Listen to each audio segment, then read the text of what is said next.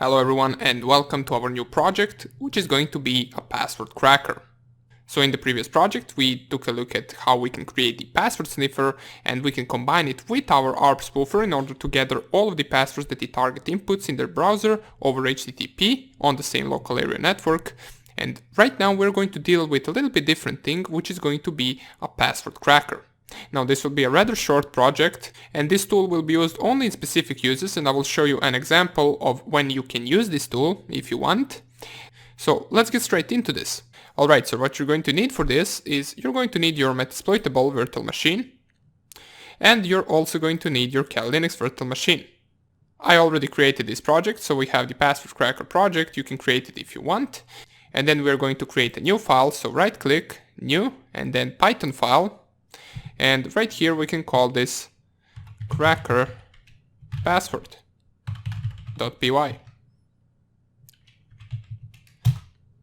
Okay, so we got the file ready.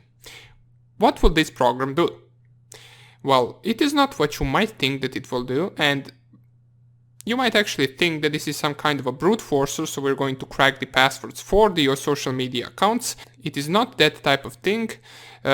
We're going to use this program in order to crack the hashed value of a password. Now what I mean by that is many websites and many databases store all the passwords in some hashed value, whether it is Md5 or SHA-1 or SHA-512, it doesn't really matter, they all store it in some type of a hashed value. So what happens when the database is breached? Well, we gather the usernames and we gather all the hashed values of the passwords, so we don't get the passwords. What can we do with those hash values? Well, we can use our password cracker in order to crack that hashed value and gain the actual password in plain text. So let me show you an example of this. If you go to your Metasploit and you start up your virtual machine, then you navigate to your Google Chrome and type in the IP address of your Metasploitable, and in case you don't know how to get it, you can simply just type ifconfig inside of the Metasploitable, and it will give you your IP address, which is 192.168.1.6 in my case. Once you type that in inside of this page, it will lead you to this Metasploitable 2 web page where you have a few different options. We want to navigate to the DVWA option. It will ask you for the username and password, and right now we can type admin and password. And in case you're wondering when we are going to do the different type of password cracking, which is the login brute forcing, well, don't worry, we're also going to do that later on in the course. For now on, we're just going to cover the cracking of the hashed value of a password. Okay, so let's go to the SQL injection part. Right here, this Metasploitable has its own database, and there are a bunch of users that actually belong to this database. For example, if we type 2, it will give us the user ID for someone named Gordon and Brown. Now, this person, Gordon Brown, has his own password saved inside of this database. So we're going to use an attack called Sql Injection in order to actually hack this database or gather the information from that database. I'm not going to go into the details of the Sql Injection, I'm simply just going to copy and paste it. And here it is, this is the full Sql Injection. You should be able to see it on the screen. I will copy and paste this, so this is the SQL injection. If I go to the view and I zoom this a little bit, so you can all see in case you don't, here it is. Once I copy this and paste it right here, we will get all of the users, their surnames, their IDs, and their hashed value of a password. And this is it. This is their password. It is just not in plain text, alright? So our goal is to use our program in order to get these hashes in plain text, alright? Now, in case you're not getting this output, even though after you typed the same command that I did, or the same SQL injection, make sure that your security level is set to low, and you can change that inside of the DVWA security, alright? So now that we got this, first thing that we need to do is we need to check out which type of hash is this. Well, the easiest way to do that is to copy the actual hash and to paste it inside of your browser. Click enter, and what this will do is it will give you the output that this is the Md5 hash. So here it is. The Md5 reverse for this was successfully reversed into string, and let's see which string is this. It is the string of password. So now we know that this actual hash value is password in plain text. But for others it might not be that easy to do that, so therefore we need to create our program for someone that has more complex password. If you type that hash value inside of your Google Chrome, it will most likely not return any result. Therefore we'll need to create a program that will be able to brute force through a dictionary and compare all of the hashes until it finds a hash that matches this one right here, for example. And if they do match, that means that we found the plain text password, and we'll just print it to the screen. Alright, so that would be the basic of this program. We're going to code it in the next lecture. The entire program will be coded in the next lecture. And also one more thing before we close this tutorial. At the end of this project and at the end of this section, we're going to have a bonus lecture where I will show you how you can actually create a small program, just a few lines of code, that will try to brute force the password for the wireless networks. Alright, so thank you for watching this tutorial, and I will see you in the next lecture where we will code our program. Bye! Welcome back. Let's start off with our password cracker, or if you want to call it, the Hashcracker. There is only going to be one library that we are going to need for this project, and that will be the hashlib library. So we will import it right away. Type here import hashlib.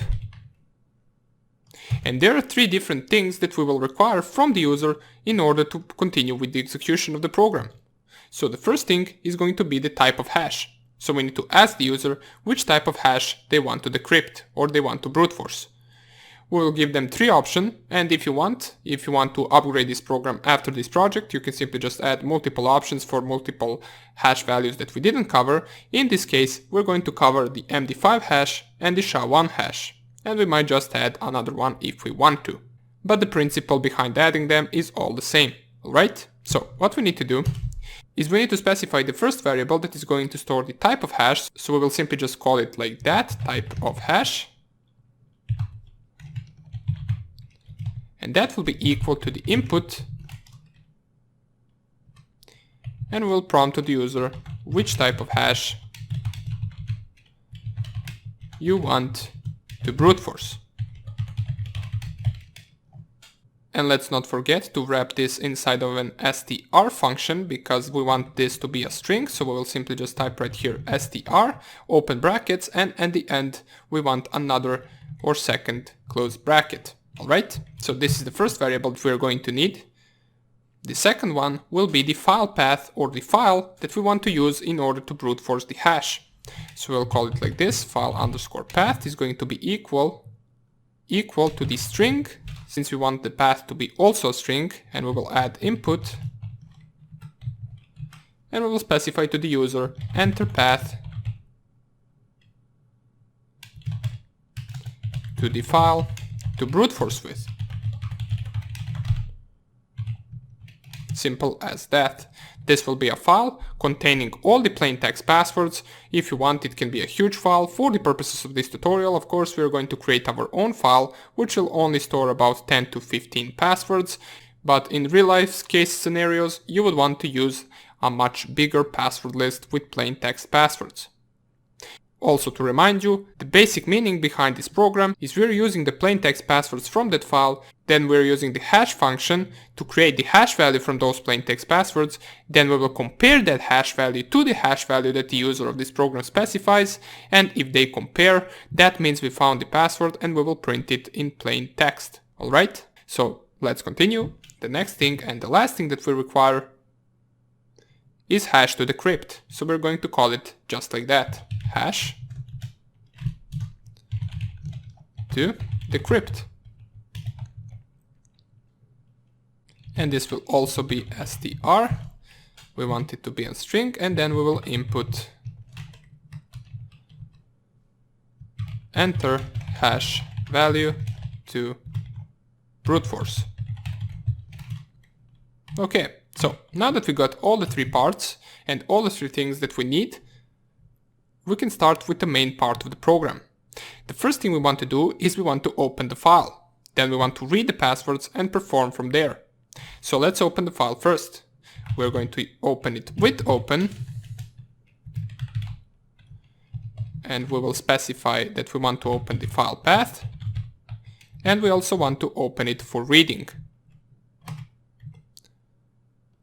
we will open it as file. And right away, before we do anything else, we're going to enter the for loop and read every password line by line. So for a line, for each line inside of this password list. So inside for line in file.readlines, once again, remember that readlines function will read line by line, while as the readline function will read character by character. Then once we enter this loop, we want to check out which type of hash it is.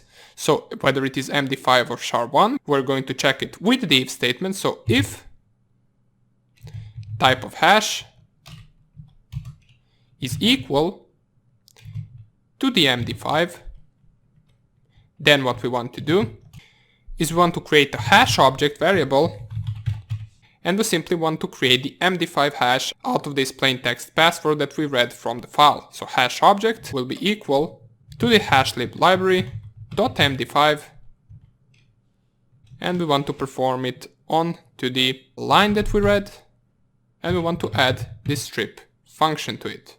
There is also one more thing, or one more function that we need to add onto this plain text password, and that is going to be the encode function. Without that, this program will not work. So now that we created the hash object, now we need to use the hex digest function. So we'll create another variable called hashed_word, and that hashed word will be equal to the hash object dot hex digest. After this, inside of our hashed word will be the hashed value of the plain text password. So all we are left to do is perform another if statement in which we are going to compare this hashed value with the hash to decrypt that the user specified. Okay, so let's type it right here. If hashed word is equal to the hash to decrypt, then we're simply just going to print to the screen found MD5 password, and then let's concat it, or simply just use plus to add it. And of course we do not want to print the hashed word, because this will be the hashed value, the one that we specified to the program itself. We only want to print the line which is the plain text password for that hash. So we will print plus line dot strip, and then we can simply just exit the program because we found the password, and there is no need to actually compare the other passwords from the file as well. We'll use the code 0, which means that we returned without any errors, and this will be the entire program for the Md5 Hashcracker. Let's test it out right here. Now before we do that, we need to actually find an Md5 hash, so we're going to use Firefox to open up the Md5 hash encryptor, and we will just use some random word and see whether it will work. While the Firefox is opening, we also want to create another file which is going to store our passwords, so we are going to click on new and then new file, and let's call it password file or passwordlist.txt. And here let's type some random passwords, admin, once again something random, then test1234, let's add who am I have config, it doesn't really matter what the strings are or what the passwords are, we're just adding some random stuff, and let's add password and password 123, okay?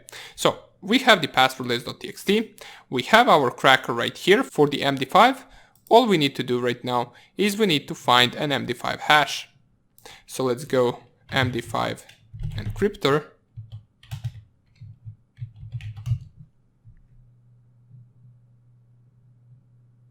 we can go to the first link, it doesn't really matter, all of these links will do the same.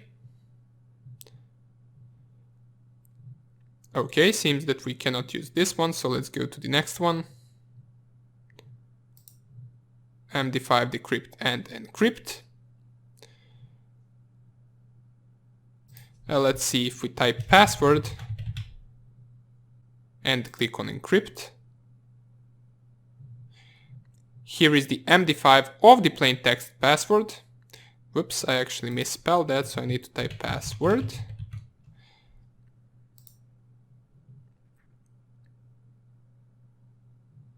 Okay, so here it is. This is the MD5 hash of the plain text word password. Let's copy it. Go back to our program. If we open up the terminal and run our program, so let's type Python 3, cracker password. Which type of hash you want to brute force? We want to brute force an MD5 type of hash. Enter path to the file to brute force with. We will use password list.txt. And the hash value is the hash that we copied from that website. Click enter, and you will see in less than a second we will find the correct password.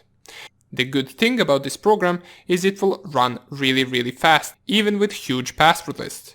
You will have no problem in completing huge password lists, as this runs millions and millions passwords per second.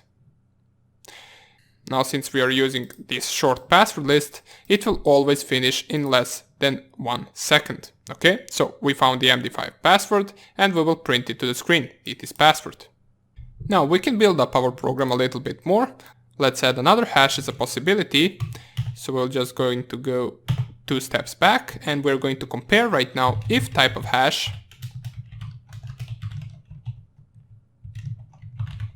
is equal to SHA-1, for example.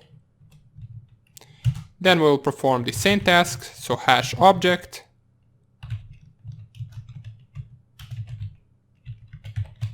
will be equal to hash lib, but this time we don't want to perform the MD5 function, we want to perform the SHA-1 function. Okay? On to the same thing, which is the line.strip.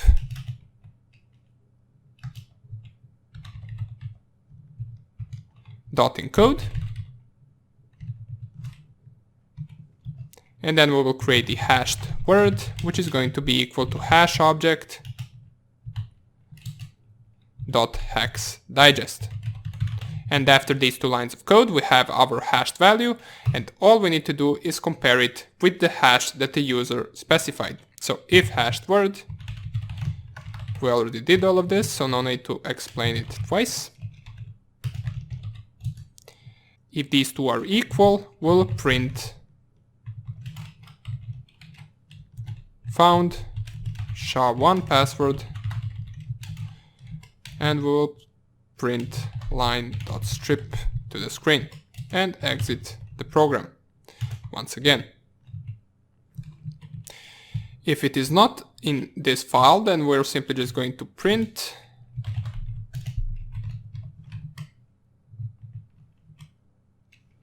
password not in file. Okay, so we need to print this to the screen so the user of the program knows that there is not such password inside of the file that they are using, indicating that they should switch the password list. Okay, so let's test it once again, but before we do that, we're going to go to the SHA-1 right now. So SHA-1 encryptor. Go to the second link because it is the same link that we used right here.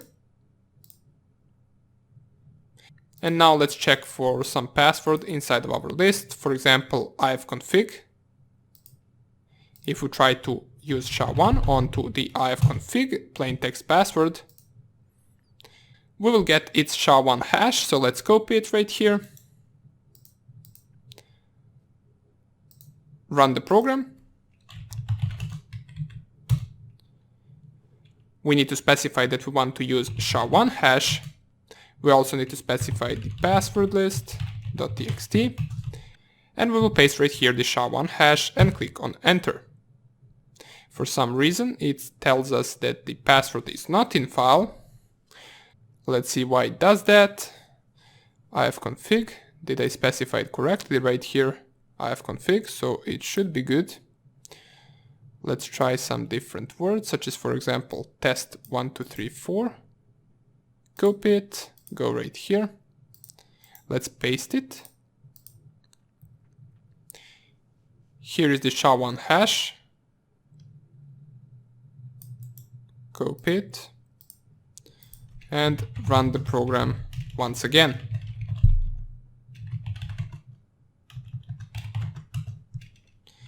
SHA1 password list.txt, and we paste the hash. Click on enter, and we do manage to find this one. Not really sure what was wrong with the ifconfig one, but it seems to work now. We found the SHA1 password, that is test1234. Okay?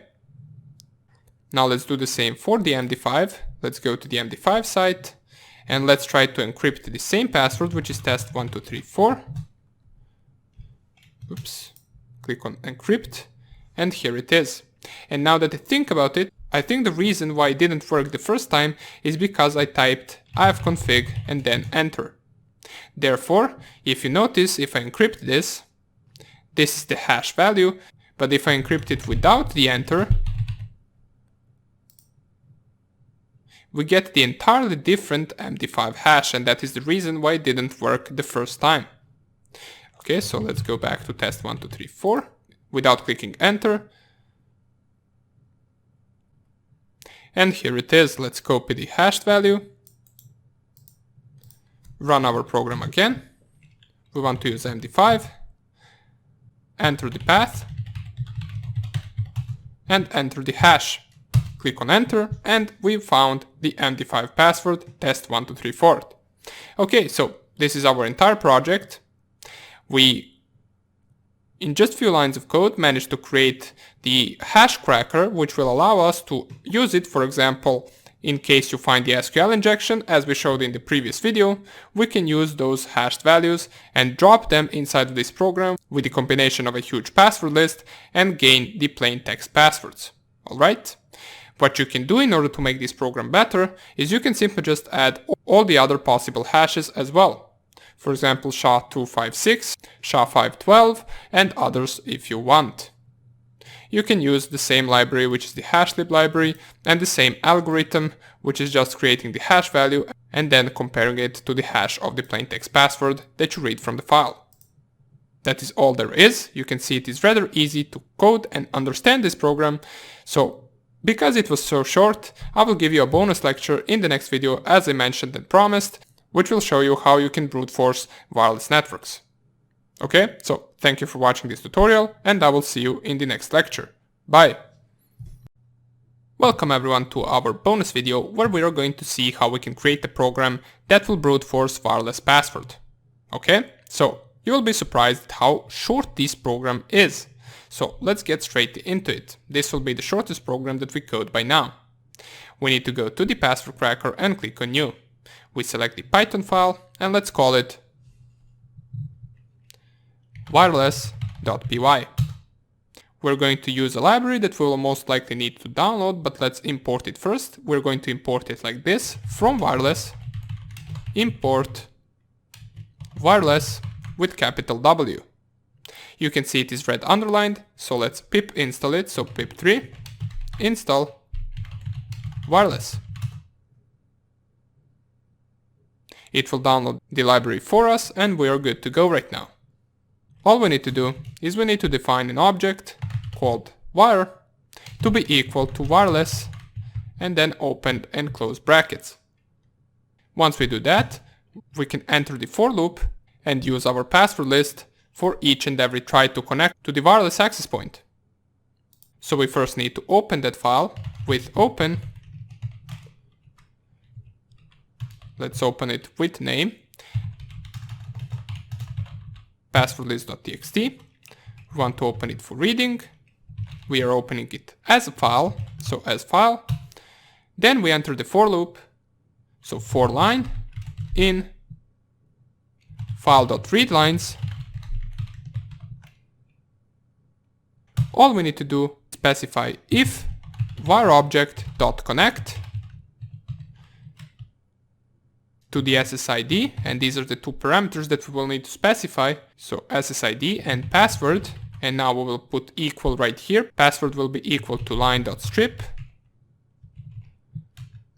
while as the SSID can be anything that you specify. In my case, my wireless access point is called like this. Yours will be called different, so you will specify different thing right here. And then if this is all equal to true, we can print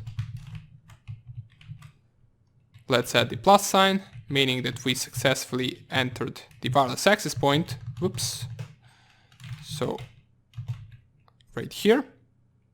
And we can simply specify plus line.strip and also add success. Okay? In any other case, we didn't manage to connect, therefore we will print plus line.strip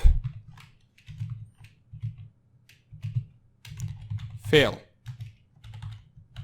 Or failed, whatever you want. And believe it or not, this is the entire program. And keep in mind, in most of the cases, if you try to run it right now in Kali Linux, this will not work. Especially if you don't have a wireless connector connected. Therefore, I would advise you to run this either on Windows or on some other Linux environment where you have your wireless adapter working, and not in Kali Linux where we are connected over cable. This will not work. But you have the code for the program right here.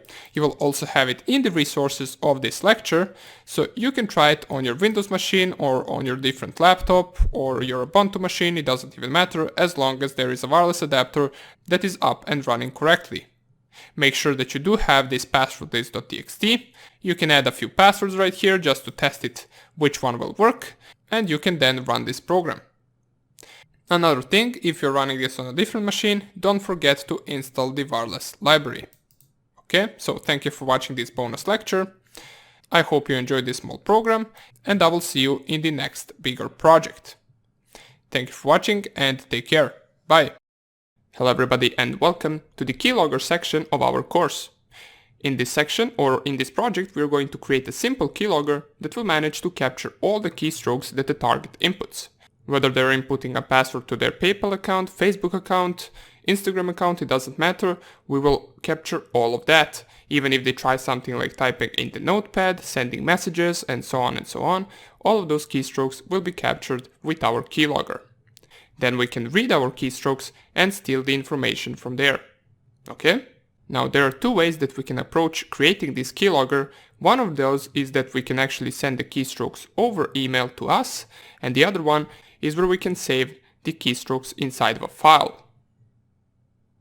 So we're going to go with the other one because it is easier, and also because we're going to implement it and upgrade it later on throughout the course inside of our backdoor. So what we are creating in this project will be the base keylogger that we will use later on. Okay? So it will not be its final form. Let's get straight into this. Before we even begin coding, we need to do one thing, and that is we need to install Python 3 inside of our Windows environment. Now why do we need that? Well, from now on, in coding of our keylogger and our backdoor, we're going to need to actually compile the program for Windows target machines. We know that Windows machines do not have the Python installed by default, therefore we need to compile our programs to exe in order for them to be able to run on any Windows machine. Okay? And in order to compile that program, we will need to install the Python 3 on our Windows environment. So open up your Google Chrome, type in Python 3 and click on Download Python. It will lead you to the official page of the Python programming language, and it will tell you to download the latest version for Windows. In this case, it says that the latest stable version is 3.8.2. We do not want to download this one, since the Python version 3.8 has some problems with some of the libraries that we're going to use. Therefore, we're going to install the version 3.7.6. Or basically any 3.7 version that you can find, or below. It doesn't really matter as long as it is Python 3 and as long as it is relatively new version. This one came out around 3 months ago, so it will still be good to use. I'm not going to use the 3.7.7 version because it came out a few days ago, and there might be some libraries that still are not supported by the newest version, therefore it is always good to go one version back. So click on Python 3.7.6. You can scroll all the way down and you can simply just pick which installer you want to download. In my case, I'm going to download the Windows x86 64 executable installer for Windows 64-bit. If you click on it right here, it will start downloading and it will download in just a few seconds. Once it finishes, you can open it up, show in folder, run it straight away. In my case, it will ask me to upgrade the version since I already have Python 3 installed. Therefore, I'm just going to go to the customize installation. You want to check all of this. The most important thing is to make sure that you install pip, since we're going to need it to install different libraries. Once you click on next, you want to click right here, add Python to environment variables. So make sure that you check that, and then you can click on install. It will install Python 3 inside of this library. Now, by adding Python to the environment variables, you should be able to run Python 3 from any directory after the installation. In case you cannot do that, make sure that you add the Python 3 to the path manually, and don't worry, I will leave a video in resources on how to do that. Okay? Since I already have Python 3 installed, I will click cancel right here. I don't want to install it twice. And after the installation, if you open up your command prompt and type Python, it should open up Python for you. As you can see, the version is Python 3.7.6 and we got it open inside our command prompt. Okay, so let's exit this. And the next thing that we want to do is we want to install a library which is called PyInstaller. Now that library we are going to use throughout the course in order to compile all the Python programs to exe. So just type in your command prompt pip3 install and then PyInstaller. Click enter. For me that is already being done. As it says right here, requirement already satisfied, therefore I already have it installed. For you, it will download this library and you should be good to go. Okay? Once you do all of that, we're set to go and we can start coding our keylogger. Now keep in mind, in case you do not have a Windows environment, I will link some videos down below in the resources where you can follow the tutorial and install Windows as a virtual machine. It doesn't really matter whether it is a virtual machine or a physical machine, all we need Windows for is to test our programs and to compile them. So, we will compile them to the exe on the Windows machine and we will also test them on our Windows machine, because our programs that we are going to code are going to attack Windows machines mostly. Alright, so thank you for watching this tutorial, and in the next video we're going to get straight into coding. Welcome back. Let's start our keylogger. I already created the project in my PyCharm, so you should do the same, and after you do that, go on to the new and create a new Python file. We can call it simply keylogger.py. Right at the beginning, there are two libraries that we are going to need in order to complete this program. One of them is a standard library that comes with Python, which is the OS library, and the second one is a library that will allow us to automate the process of capturing keystrokes. And that library is called pyinput. So we are going to import it right here from pyinput.keyboard. We want to import the listener, which will listen for our keystrokes. Now right away we can notice that this library does not exist, therefore open up your terminal and pip3 install pyinput. Now, one more thing is that our keylogger can be both used for Windows and Linux. First of all, we are going to test it in Linux environment, and then right after it, we're going to transfer it to Windows, compile it, and then test it there as well. Okay, so let's close this. Now that we got the library installed inside of our virtual environment, we will start off right away with creating of our listener object that will allow us to capture keystrokes, and you actually create it similar as you open a file. So you use the with command, but instead of with open, you type here with listener. And in the brackets you specify the actual function that you want to execute while the listener is running. So we're going to call that function onPress. And we're going to call the object listener. Then what we want to do throughout our entire program is type here listener.join. This will start our listener, and now what we are left to do is code our onPress function. And what our onPress function should do is it should actually store all the keystrokes that the target inputs inside of a file that we're going to create. Now we also want to make sure that we hide that file so that the target cannot find it on their machine. Alright, so let's start off with the onPress function. we first of all need to define it, so def onPress, and this function of course has to take an input of keystrokes. So we'll simply just type it short right here, key. This is each character that the target will input will represent this key. And for this function we're going to need two global variables which we're going to create right at the beginning of the program. One of them is going to be a list and it will be called keys. So this keys list will store multiple keys at the same time and store them one by one inside of a file. And we will also need a variable called count. And you will see in just a second why we need the count variable. Make sure that you set it to 0 and the keys list will be empty for now. One more thing that we need to do. Inside of our onPress function, before we code it, we need to make sure that we call the global variables which are keys and count. So global keys, comma count will refer to the Python that we are using these two variables and not local variables inside of this function. Okay? Right away, first thing that we want to do, since our listener is started, and if we get to this function, that means that a key has already been inputted inside of a keyboard and has to be processed. Therefore, we will straight up add that key to the keys list. So keys.append. Append is a function that allows us to add elements to the list, and we want to append the key element or the character that was inputted inside of a keyboard.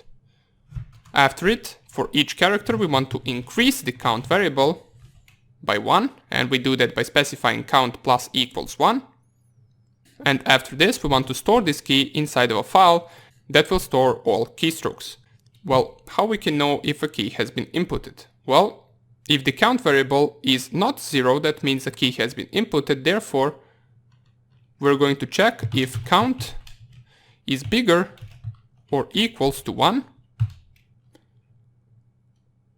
We will straight away set count back to 0, and then we can create a function which will be called writeFile, and we will write keys to the file. And also right after it we want to make sure that we add keys to be equal to an empty list. And just so you can understand this, the reason why we're adding keys to be an empty list right after we write them to the file is because we don't want to write same things twice. So for example, let's say the target inputs something in their keyboard, we go to process this key, we append the actual key or the character inside of the keys list, we increase the count by 1, then we write those keys to the actual file, and if we don't clear the keys list, next time that the target inputs something, they will also write the first thing as well as the second thing that they typed in. So we will have everything doubled up. And if they write it the third time, the first two things will be tripled up. Therefore, we're just going to store unnecessary information or unnecessary keys multiple times. So that is why we set the count to be equal to 0 and keys to be empty right after we write it to the file. Okay? Now, this is the entire onPress function, and in the next video we're going to see how we can write them to the file, and we will also see how we can write some of the special characters that cannot be printed in a file. Okay, so thank you for watching this tutorial, and I will see you in the next lecture where we are going to code our writeFile function. Take care, bye! Welcome back, let's continue coding our keylogger. So what we did by now, we created a listener which will listen for the keystrokes that the target inputs. It will process them inside of the onPress function, which will process the keys one by one. It will add them to the keys list, and then it will write them to the file. And this is the function that we're left to code. Right after it writes them to the file, it will empty both the list and it will set the count variable to be equal to 0, so we can make sure that we write the next characters correctly. Alright, so let's code the writeFile function, and we can code it, well, let's code it below the onPress, why not? Right here we can define it, so define writeFile, and as we can see right here, it takes one parameter which is keys. So let's call it that as well, keys right here. And the first thing that we need to do is we need to open up our file where we are going to write it. Now here's where the program starts being a little bit different for Linux systems and for Windows systems. And let me show you what I mean. So at the beginning of the program, right below the keys and the count variable, we also want to create another variable which will be called path. this path variable will store the name of the actual file that we want to open up and write keys to.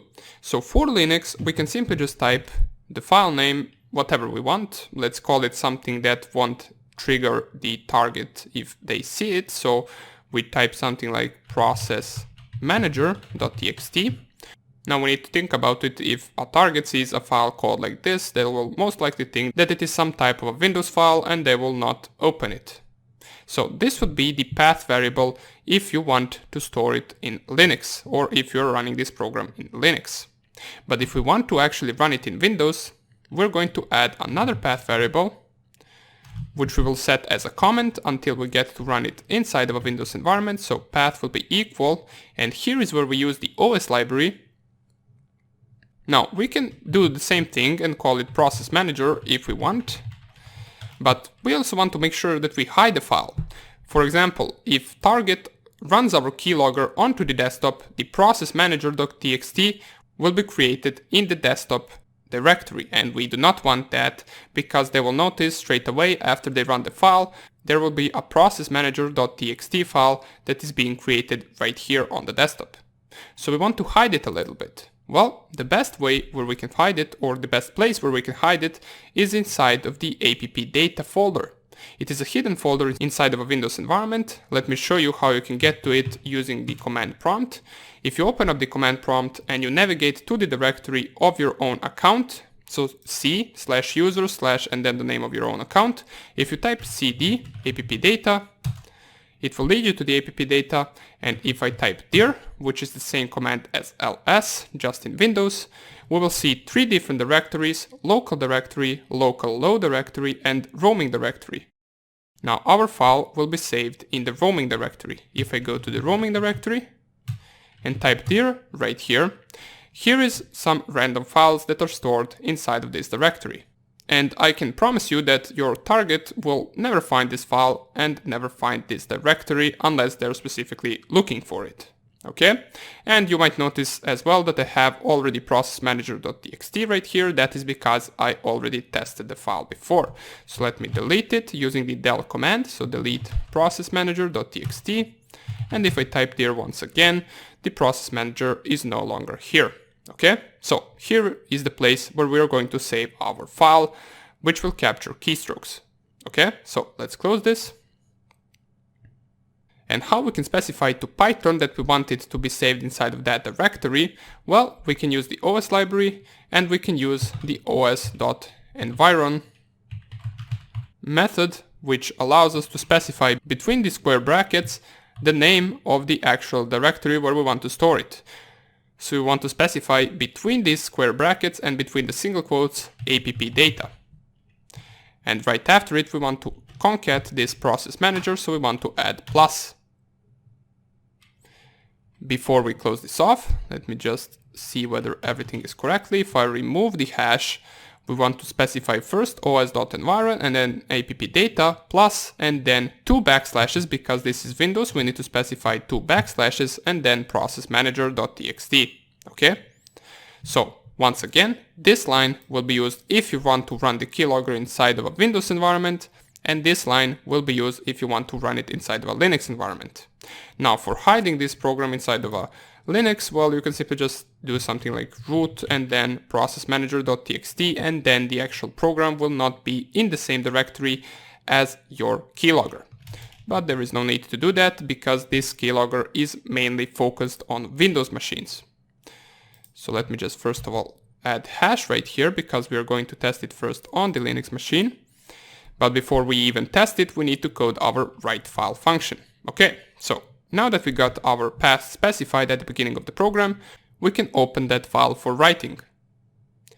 So with open, and we specify that we want to open path, and the mode that we want to open it is neither reading or writing. We actually want to append to the file, because if you open it for writing, every time you write a new thing, the previous thing will be overwritten. And if you open it for appending, well, then we can simply just concat different characters and make it whole, and make it save everything that the target has inputted. So we're opening it for appending, and we're opening it as file. or we can simply just short it up. Since we're going to use this file a lot throughout this function, we can call it just f, okay? Once we open the file, we want to iterate over the keys list, because remember, before we empty out this list, inside of that keys list are all the characters that the target has inputted. So we want to go in a for loop, so for key in keys. First, what we want to do is create a variable called k to be equal to string from the key character, and we want to replace the single quotes with nothing. And the reason why we're using this replace function and replacing a single quote with nothing is because by default this PyInput library will print the keys one by one, and they will all be separated by single quotes. Therefore, we do not really want that. We want to replace those single quotes with nothing, so we can have normal words and not every character split by this single quote. Alright, so once we polish the actual key, we can check for some special characters, such as, for example, if key dot find, and if we find the key to be called backspace, and if that is greater than 0, and simply what this means is if you press backspace on your keyboard, the PyInput will print to the screen that you pressed backspace, like this.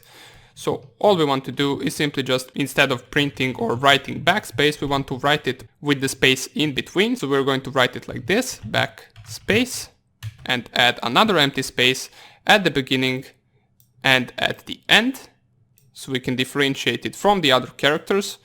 And then for the next character, we can check for enter. So if key.find, and if we find enter, and that is greater than 0, which means enter has been inputted, we want to print the new line character, because every time you are writing something in your keyboard and you press enter, it will go to the new line, it will not print out anything. Therefore, we want to do the same thing with our keylogger, and we want to write a new line character, which will specify a new line inside of our path file. Alright, another character we want to cover is the shift character, so if key.find, and if we find shift, to be greater than 0, we want to write the same thing, so we want to write shift just with spaces at the beginning and at the end, so we can differentiate it between different characters, so we don't get something like this,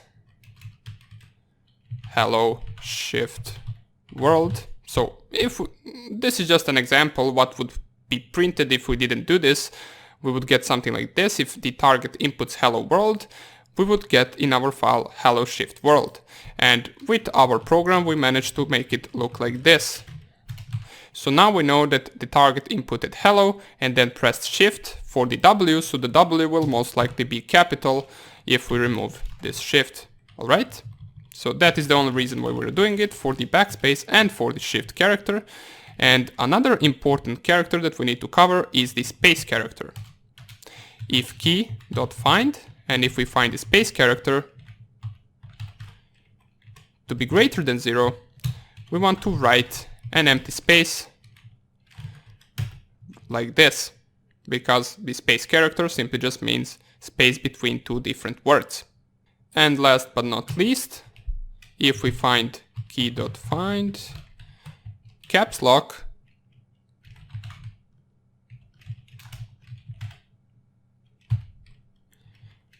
to be greater than 0, we want to write with a space at the beginning, caps lock, and space at the end. And why we are writing caps lock is because we want to make sure that we know when the target is inputting capital letters. For example, it can be useful if the target was inputting a password. Therefore, if we see the caps lock printed inside of our file, we know that the future characters are going to be capital letters. And in any other case, for any other character, which is going to be simply letters, we want to print them or write them to the file. Now I just noticed that all of these if statements have to be else if statements. So else if, else if, else if, This one also has to be else if, and the last one will also be else if. Key.find, and if we find simply key, then we will write that key to the file. So f.write k. Okay, and remember, k is simply just the key that we converted to the string and replaced a single quote with empty space, because the characters would be written something like this: H, E, L, and then L, O. So we don't want them to be written like this. We want to remove all of these single quotes so they can be printed out like this. Okay? And this is the entire keylogger. We managed to finish it up in this video, and in the next video we're going to test it on both Linux and Windows machine. Okay? So thank you for watching this tutorial, and I will see you in the next lecture. Bye! Welcome back everybody, and let's test our program to see whether it works in both Linux and Windows. Okay, so first of all, as I mentioned before, we're going to test it in Linux first. What we are expecting for this program to do is to start running and then create this process manager.txt file and write all the inputted keystrokes to this file. Let's see whether it works. If we open up our terminal, we enlarge everything so we can see it better.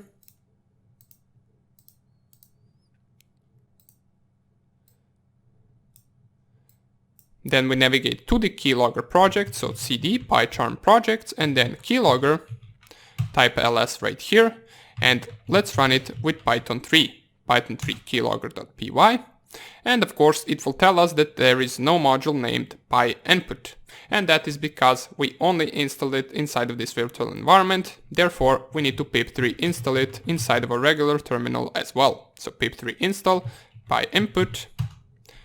It will install and download the library for us, and then this program should be good to go. Here it is. Alright, so let's try to run it once again. Python 3 keylogger.py, and it seems to work. The keylogger has been started, nothing is being printed to the screen, but if we go and, for example, inside of our PyCharm, type right here, hello world, and then we close our keylogger with Ctrl+C, type ls, we will have the process manager.txt inside of this directory. If we try to cat it to see what's the contents of the process manager, we will see hello world and the C which we used to close the program.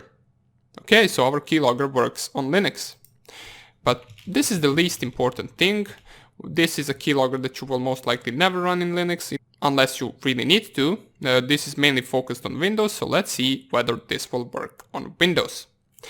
Now, since this is the first time that we're going to run a program on Windows and compile it there, I will go step by step so we don't miss anything. First, what you need to do is you're going to need the USB drive, or you can simply just transfer the file over Apache 2, but I'm going to use a USB drive to transfer the file from the Kali Linux to my Windows 10 machine. What you need to do is go to the devices, go to the USB, and simply import your USB device or USB drive into your Kali Linux. Let me lower this as well. And this icon right here should pop up as soon as it is imported, and all you need to do is copy the file, so cp is the command, copy keylogger.py to your USB drive, and let me just find where it is located, cd-rom. Now probably before you actually try to copy it, you need to open the USB so it gets detected by Kali Linux, so let's double click it. Here it is. This is the directory where it is at, so you can simply just use your terminal to copy keylogger to the media /root and / the name of your USB drive. Click on enter and it will copy the program for you. Once you do that, you can unplug your USB drive, so go to the devices, USB, and then uncheck your USB device and go to your main machine or Windows machine, whether it is a virtual or physical, it doesn't matter. You want to find the actual file that you copied to the USB drive. Here it is. Paste it to the desktop, of your Windows machine and go open up your command prompt. Once you do that, first of all, make sure you have Python 3 installed, like we did in the first lesson of this project, and now you want to compile this program. So how can we do that? Well, first of all, navigate to the directory where the program is. If I type dir, here is our keylogger.py. Let us clear the terminal. cls is the command to clear the terminal, and the command to actually compile the program to the exe is pyinstaller. Then the name of the program, in my case keylogger.py, and we want to use two different options that pyinstaller allows us to use, which is we want to create a file to be one file, so it doesn't depend on some libraries or other files inside of a directory. Therefore, we will create it to be one file, and we do not want it to open console. We want it to be silent, so we'll specify no console and click on enter. This will compile the program, and you will see it will create some of the directories and files right here onto our desktop. Don't worry about them at the moment. Let us wait for this to compile, and then we're going to explain them what they are. Okay, so the compiling of the program has completed successfully, as it says right here. And now we got these 4 directories and files onto our desktop. These 3, which are the pycache, the keylogger.spec, and the build, are something that you can delete right away. So you can simply just delete them. The only directory that we're interested in is this dist directory. If we open it up, inside of it, we will have the keylogger.exe, which is the compiled version of our keylogger. If we go to the right click and then properties, you will see that this actual type of file is application or .exe, which means that it can be ran on any Windows machine. If we double click on it, well, it seems like nothing will happen, and that is good. That means our program is running silently in the background. There is nothing being opened, and I assure you that our keylogger is already ran and it is sniffing for keystrokes. How can we check that? Well, let's type something in the command prompt, for example, hello world, what are you up to? And you will see right away that we get the process manager right here printed up. In order to close this program, we cannot simply just Ctrl+C, because if we check right here on the desktop, we do not have any console running our file, so we need to go to the task manager, find the keylogger.py, or pardon me, .exe, and simply just close it. So we want to end task. Then if we go to the process manager, we can see everything that the target has inputted during the running of the keylogger. So here is the hello world, what are you up to, and then shift task manager, which I didn't complete because it already showed it right here in the start button.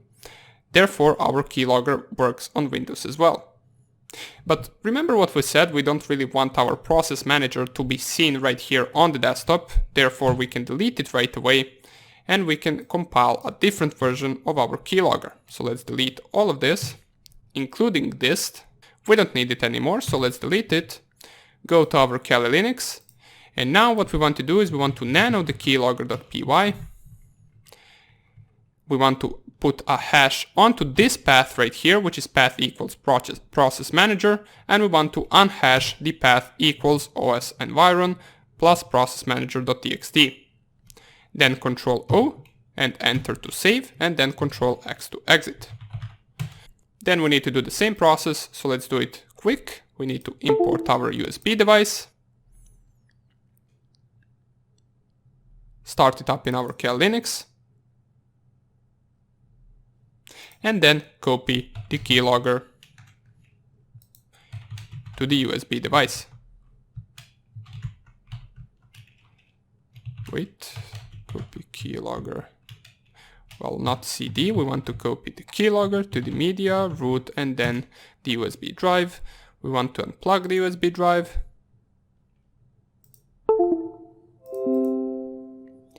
Open it up.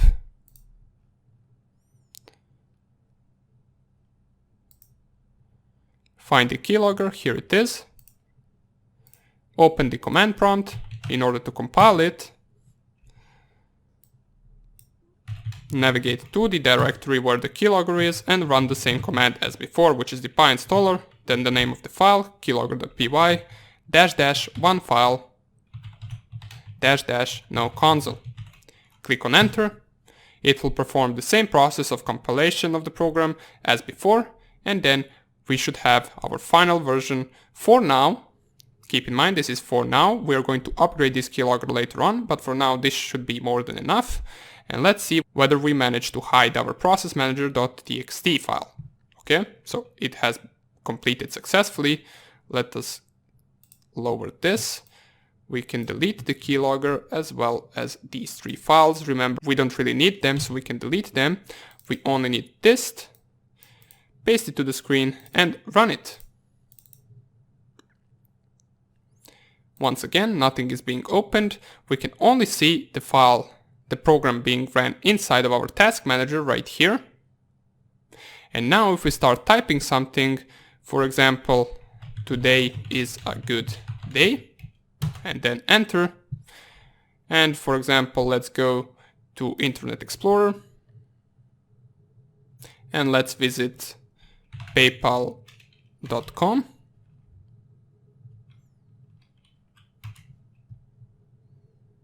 Go to the login and we type email test@gmail.com. Next, and then password can be password 123. Oops, I think I pressed 4, doesn't even matter. Click on login. Of course that account does not exist, but if we close our keylogger and navigate to the directory where the process manager.txt is, and remember it is in the directory of c/users/ the name of your account, and then cd app data to change directory to the app data, and then cd roaming. And if you type dir inside of that directory, you will have process manager.txt. In order to print the content of this file, we can use the type command in our command prompt. So type process manager.txt and press enter.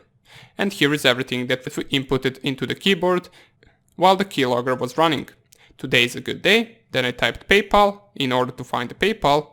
Then typed the email address, which is test, and used shift in order to create the @ gmail.com. And the password was password 1234. Okay, so our keylogger works correctly and we managed to hide the process manager. With this, we finish up this project of creating keylogger, and in the next project, which is probably going to be our biggest project, we're going to create the backdoor with multiple different functions, such as, for example, running keylogger, capturing screenshots, executing commands, and so on and so on. So that will be our biggest project, and let's get straight into it inside of our next section. See you there. Bye. Hello everyone, and welcome to our biggest project in this course, which is going to be the backdoor. Now, most of you will probably consider this one of the most important tools that we are going to code inside of this entire course, and you're actually right. The backdoor and the reverse shells are something that are used all over the world in penetration tests in order to gain access to the target machine and in order to execute commands, gather different information, or simply just spy on your target. In this project, we will code an advanced backdoor that will be able to do multiple things, such as execute commands, start a keylogger, execute screenshots. It will also be able to hide itself inside of a registry and also inside of a hidden directory. We will be able to upload files, download files, and just as a plus to all of that, we're also going to create a command and control server in the next project or in the next section, which will be able to communicate with multiple targets at once. So you will be able to infect multiple targets and execute commands on multiple targets simultaneously, as well as switch between different sessions. Alright? Now, before we even get to all of that, let's start off with the base part, which is creating the backdoor and the server. Yeah, that's right, we will need the server as well. We need to create two programs inside of this project. One program will be our reverse shell or backdoor, which we will send to the target system, and the second program will be the server, which we will run from our Kali Linux machine, and there we can communicate with the backdoor on the target machine. Alright, so without further ado, let's create those two programs. I already created the Backdoor project, so all we're left to do is click on new Python file. Let's create backdoor.py as our first file, and we also need another file which is going to be server.py. Alright, so we're going to code both of these programs simultaneously. Once we add a function to the backdoor, for example, we will also cover it in the server, and so on and so on. And at the end, we're going to test these two programs. So let's start off with initiating the connection first. That's the first part of everything. Before we even execute commands or run screenshots, we need to gain access or gain connection to the target machine. So for that, we're going to use the socket library, and I will import it inside of our server, and I will initiate simple connection. We will create the sock object, which will be socket.socket. It will have the parameters of socket.af_inet, which stands for IPv4 address, and we will have another parameter called socket.sock_stream, which stands for TCP connection, as we want to have TCP connection with our target. Alright, now that we created the socket object, we need to bind it with our IP address and our port. For the purposes of this tutorial, we're going to set the port of 127.0.0.1, or simply just the local host IP address on which we are going to connect to during the first few phases of our backdoor. Later on, we're going to test it on real machines, of course, with the real IP addresses, but for now, this will be good. So we're going to bind the local host IP address with the port, let's say 5555.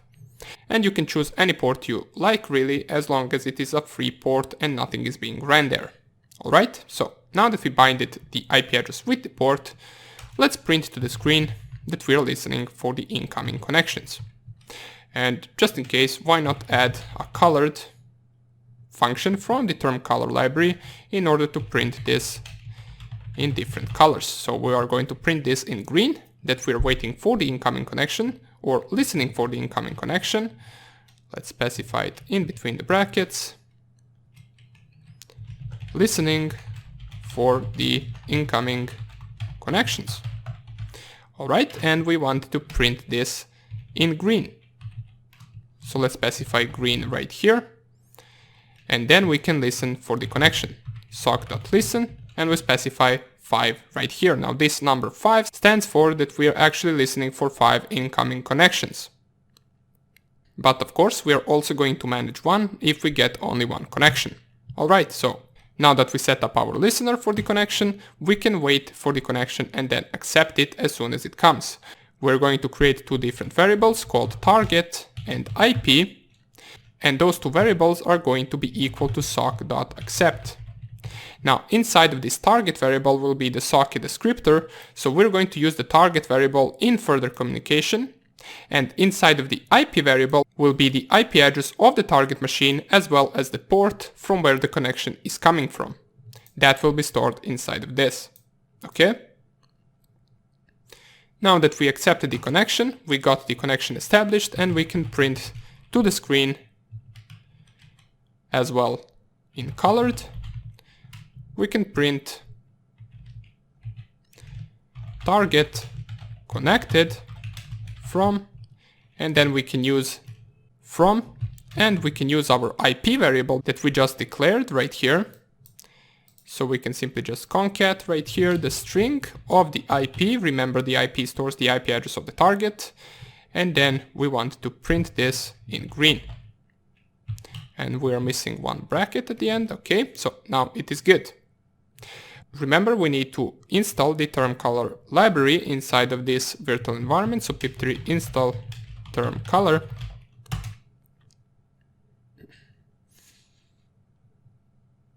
Okay, so here it is. Let's exit this terminal. And now this should all have a correct syntax. Okay, so now that we got the connection, let's go and do the same inside of our backdoor. So in our backdoor, we actually need to connect to this server. So we don't need to bind the ports or accept the connections. All we need to do is create the socket descriptor and connect to our server. So let's do that.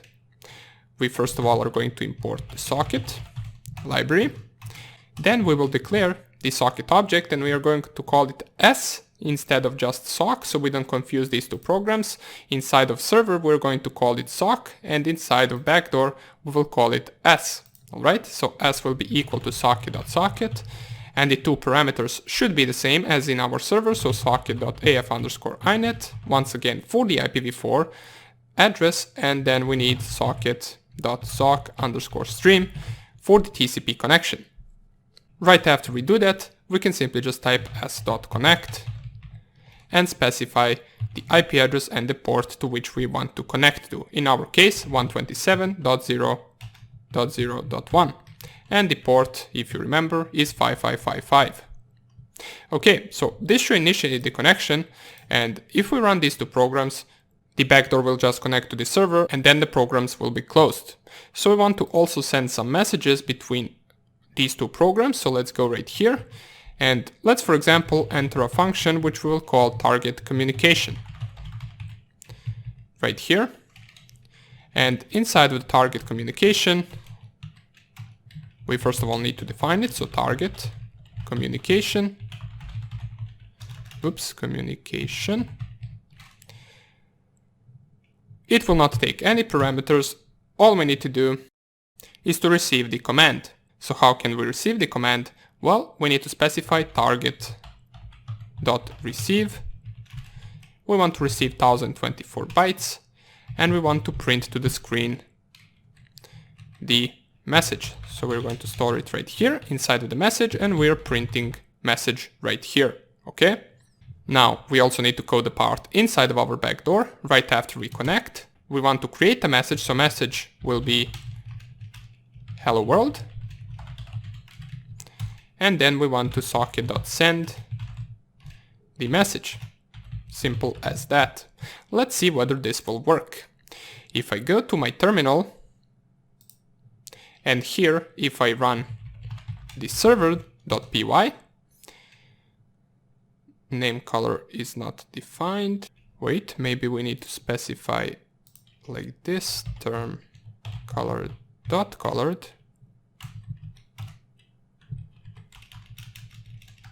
Like this. Now it should work. Wait, let me just add it right here as well. So term color.colored. And another error that we have is right here. So it's not communication.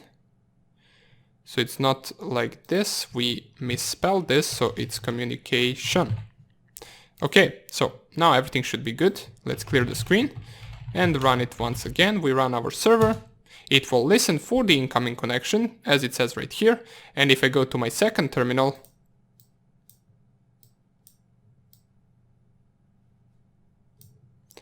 let's lower this terminal so we can see both of them equally. And we go to the PyCharm projects and then backdoor, and we run the backdoor.py.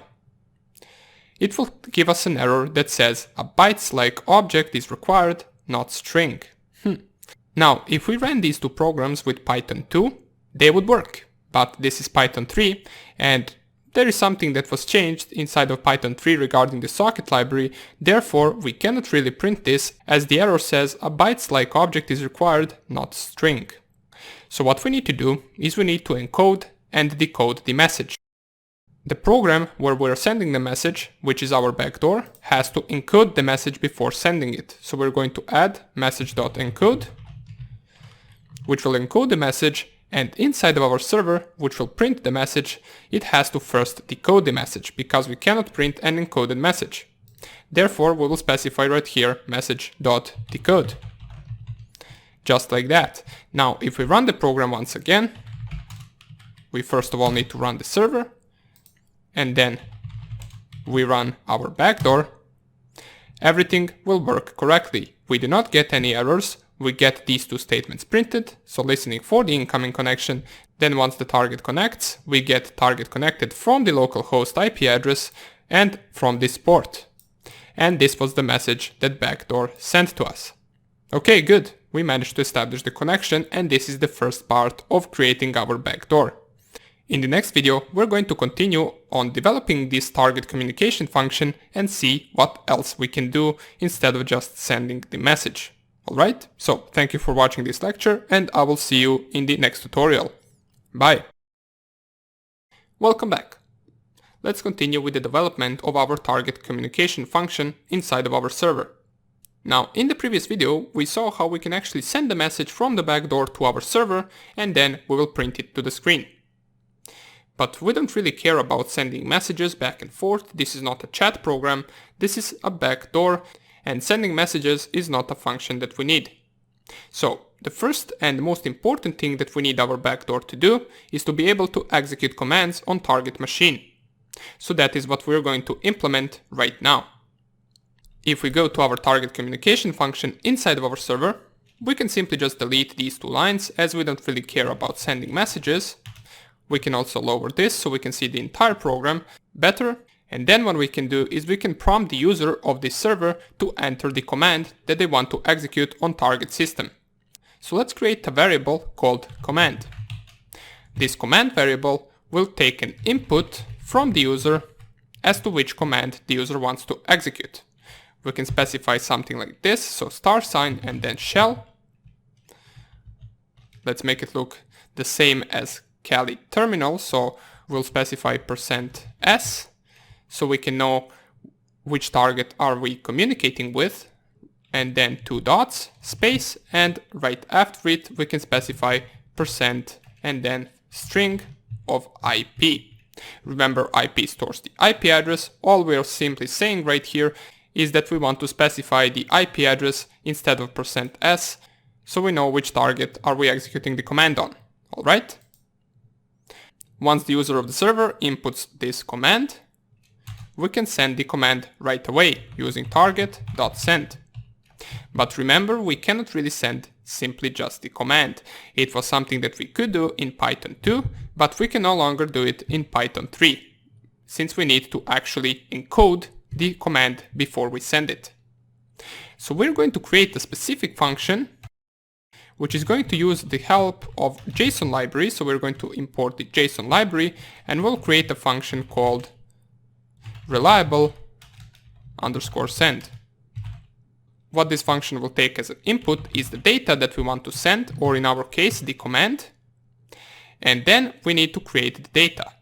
So data will be equal, JSON data will be equal to json.dumps from the data that we specify or from the command. After we do that, we can use target.send function of the JSON data, but don't forget that we also need to use the encode function before we send it. Since we are the one that are sending the message, we are the ones that need to encode it. The backdoor program will decode the message before executing it. Alright?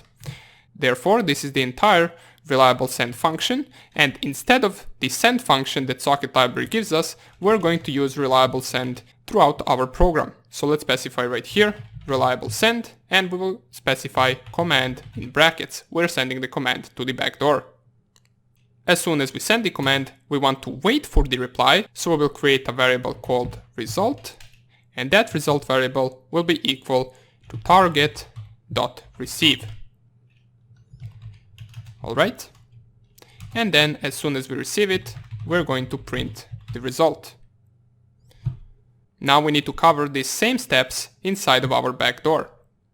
So let's go to our backdoor program and let's delete these two lines, which are from the previous video. As soon as we connect, we want to receive the command that we need to execute. Remember, our server is sending the command to execute, therefore our backdoor, first of all, needs to receive the command.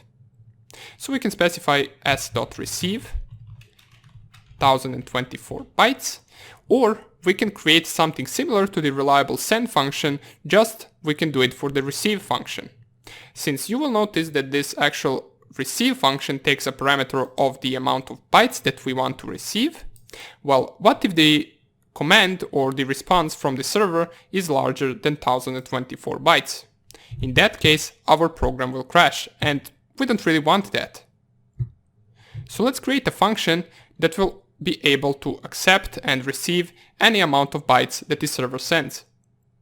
So let's delete this, and we will simply just create a function called reliable receive. this reliable receive function will declare a variable called data, which will be empty at the beginning. Then we're going to enter an infinite loop or while true loop, which is going to try to receive the data. So data will be equal the previous data plus socket.receive 1024 bytes. And we also want to decode the response, remember in Python 3 we need to decode, and we also want to perform the rstrip function onto it. Since we don't want any new line characters or so on and so on, we want to print it as it is. Then if that is all, we can simply just return this data. We're going to return it with the help of the JSON library, so we're going to use json.loads onto our data. And in case we didn't receive everything, in case we get a value error, so except value error, we want to continue with the execution. Alright, so this is our entire reliable receive function, and you will see that the JSON is red underlined, so therefore we need to import it inside of our backdoor as well. So import JSON, and also don't forget that inside of our server, don't forget to encode the data before sending it. Since here we're going to decode it, and in case you forgot to encode the data before sending it, this will try to decode something that's not even encoded, and it will result in error. Okay, so now that we got these two functions, we're ready to receive the command. Let's create a variable which is going to be called command, and that command will be equal to reliable.receive or _receive. Once we receive that command, we can execute it right away. But before we execute it, we need to import a library that will allow us to do that, and that library is called subprocess. So type here import subprocess, and with the help of this library, we're going to execute the command that the server sent. So let's specify right here, execute will be equal to subprocess.popen, which stands for process open. We want to open the command or execute the command. And there are some parameters that we also need to specify, such as, for example, shell equals true. We also need the std out to be equal to subprocess.pipe. And two more parameters, std err has to also be equal to subprocess.pipe. And std in has to be equal to subprocess.pipe. Okay, so with the help of this execute variable, we can execute the command that we received. After we do that, we also want to gather the result of that command. So that command will have some type of output, and we want to take it and store it inside of a variable. So we'll create a variable called result, and that variable will be equal to execute.stdout.read plus execute.stderr.read. And then we want to send this result back to server, so the server knows what is the output of this command. And we're going to use reliable send to do that. We will send the result, and keep in mind we do not have reliable send inside of our backdoor, so let's just copy it from the server, copy, and paste it right here. There are a few things that we need to change, such as, for example, we are not using target socket descriptor, which is only to be found in server program. We want to use the S, which we created to be a socket descriptor inside of our backdoor. Everything else will remain the same. We will encode the data, and then we will send it. Inside of our server, we also need to receive that data. As you will see in our target communication, we're using target.receive, but we don't really want to use target.receive, we want to use reliable_receive. We'll specify it like this, and we need to copy the reliable.receive from this program, from this backdoor, to the server. Once again, switch the socket descriptors from the S to target, and everything should be good to go. Once we print the result, the program will close. But why execute only one command when we can iterate inside of a while true loop and execute as many commands as we want? So all we need to do is tab all of this in inside of a while true loop,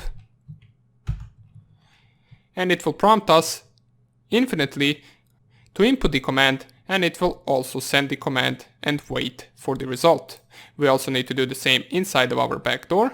So right here,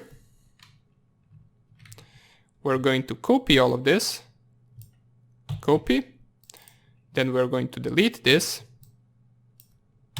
and let's create a function called shell,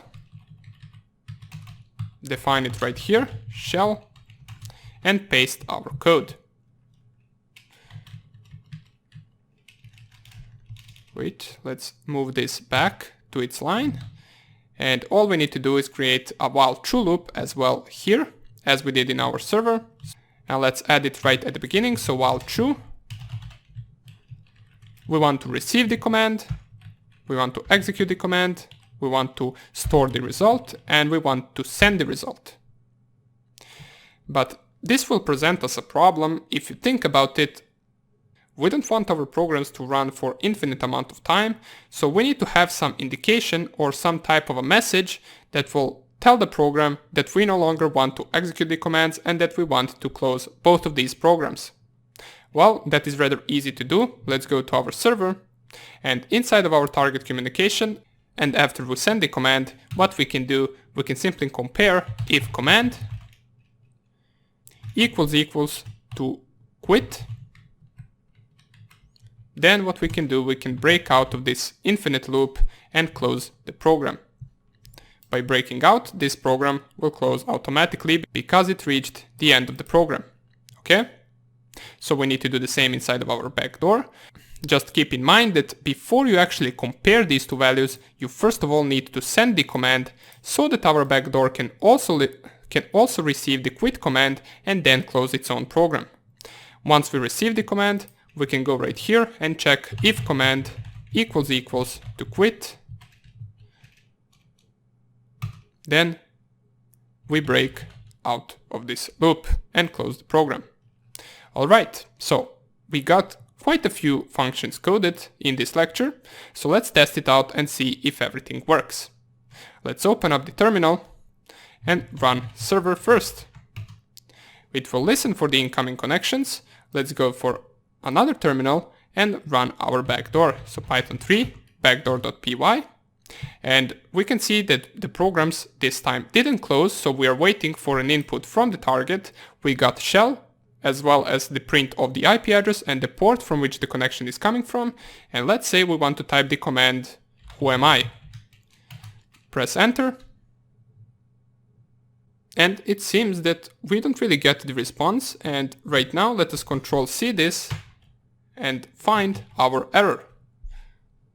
Inside of this program, we get an error which says object of type bytes, it's not JSON serializable. And the error is inside of our backdoor. If you scroll all the way down, right here, the part where we actually execute the command is the part where our programs fail. And the reason is because we're missing one line. Right after we stole the result, we need to add another line which will say result equals result.decode. And the reason for that is we need to decode right here first because the above command stores a bytes type result that we can't encode as a string. Therefore, the result has to be decoded first before we use the reliable send function onto the result. And remember, the reliable send function encodes the answer. Okay? So right here we decode first, then we encode and send it, and now let's see whether this will work. Python 3 server.py, listening for the incoming connections, and right here we got the connection. Let's execute the command who am I, and now everything seems to work correctly. We get the output which says root, and we also get the prompt to enter the second command, so let's type ls, and the ls command works as well. We got all three files that are in the current directory, which is backdoor server and virtual environment. If we type, for example, ifconfig, we will get the output of the command ifconfig with our IP address right here. And now finally, let's test the quit command, whether it will quit both programs. If I type quit, press enter, it closes the server, and it also closes the backdoor. So our program works really well for now. And now that we got the basic part of the program completed, which is executing the commands, we can keep on adding different functions to our backdoor. We're going to continue in the next lecture, so hope I see you there, and take care. Bye! Welcome back. Let's continue with the coding of our backdoor. Now, before we even get into coding all of the different functions that we want our backdoor to have, let's first write them down. How we're going to do that? Well, we're going to add a help option as a command that when the user of our server types help, the backdoor will send all of its available features that it can do. Let me show you what I mean. If we go to our server program and to our target communication, you remember here we compare the command with the quit, and in case the command was indeed quit, then we break out of this loop and exit the program. Let's do the same with the help command. So we're going to add an else if statement, and we're going to compare the command with the help string. In case the user of the server inputs help, then we want to print in colored all of the different features and options that the backdoor can execute. We're going to use 3 single open quotes and 3 single closed quotes, and in between we're going to write all of the options that we want our backdoor to have. So let's start with a new line character, so everything gets printed out correctly. The first option is the quit command, of course, the command that we already coded, as we can see right here. Quit, we're going to tab it a couple times. Let's add a small arrow, and here it will tell what this command does. In our case, it will quit session with the target. Simple as that. The next command can be the clear command, and let's tab it all the way to here, and this command can clear the screen. So we're going to do the same thing as, for example, typing clear inside of your terminal. It gets rid of all of the previous commands that you ran, and it gives you a clear and better look of your terminal. Okay, so we're going to code that as well. The next command that we want to add would be the cd and then directory name. So we want to change directories. Let's specify between these star signs directory name, indicating that it can be any name you want. Let's add these 2 arrows and type what this command does. It changes directory on target system. Let's not forget to add the upload and download functions to our backdoor. So upload and then file name between these 2 star signs. Oops, we did not want to open this. So let's say what this does. We need to add this arrow and type upload file to the target machine. Let's lower this so we can see this better. The next thing is to download the file. So download file name. And let's type right here, download file from target machine. The next 3 commands will be something that we're going to steal from the meterpreter. If you ever use meterpreter, which you most likely did, you know that there is an option to start the keylogger, to stop the keylogger, and to print all of the keystrokes that were inputted while the keylogger was running. So let's steal those 3 options, and by steal I mean we're going to code them ourselves, but we're going to base off of that meterpreter keylogger. So keylog underscore start will start the keylogger, so start the keylogger right here. Keylog underscore dump print keystrokes that the target inputted, and keylog underscore stop and let's add a fun option, stop and self-destruct keylogger file. That sounds interesting, and you will see how we're going to code that later on. As you remember, I said that the keylogger that we created was not its final form, so we're going to upgrade it and use it inside of our backdoor.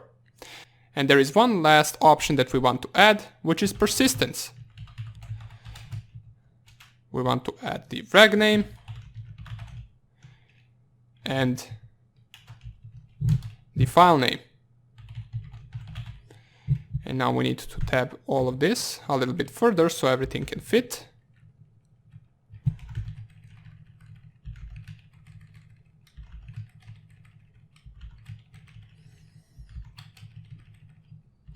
Okay, so let's add the last description of our command. Create persistence in registry, which simply means that our program or our backdoor will automatically get started once the target restarts their machine.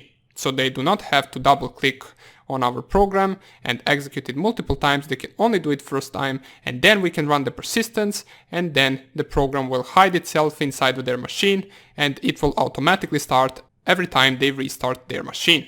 Okay, so these are all the functions that we want to code inside of our backdoor. For now on, we only added the help option, which will print what will be available to do with our backdoor. So let's see whether this will work. But before we actually test this to see whether this help option works, we need to go to our backdoor and add it here as well. We need to type the line else if command equals to help. We simply just want to pass. Because we're not executing anything, we cannot leave it to do this, as we can't really let the help command execute because we don't care about any output of the help command, since it will get printed out by our server. Therefore, we're simply just going to pass in case the backdoor receives the help command, and then it will return to the beginning of the while true loop and it will try to receive the second command. So let's see whether all of this works. Of course, here we need to add term color dot colored, and now all should be good. For some reason this is still red underlined, so let's see what's wrong with this. Well, let's just run it and see what the error is, because I cannot really seem to find it at the moment. So let's just run it, Python 3 server.py, and it says invalid syntax in this line. Else if command, oh yeah, we're missing one equals, so else if equals to help. And now let's run the program. Everything should work fine now. Listening for the incoming connections, and if we run the backdoor, let's first of all test the regular commands that we can run, such as who am I, and it seems to hang. Let's check out the backdoor. Command is not defined, and if we go to our backdoor, command is indeed not defined because we did a misspell once again. So now it should work.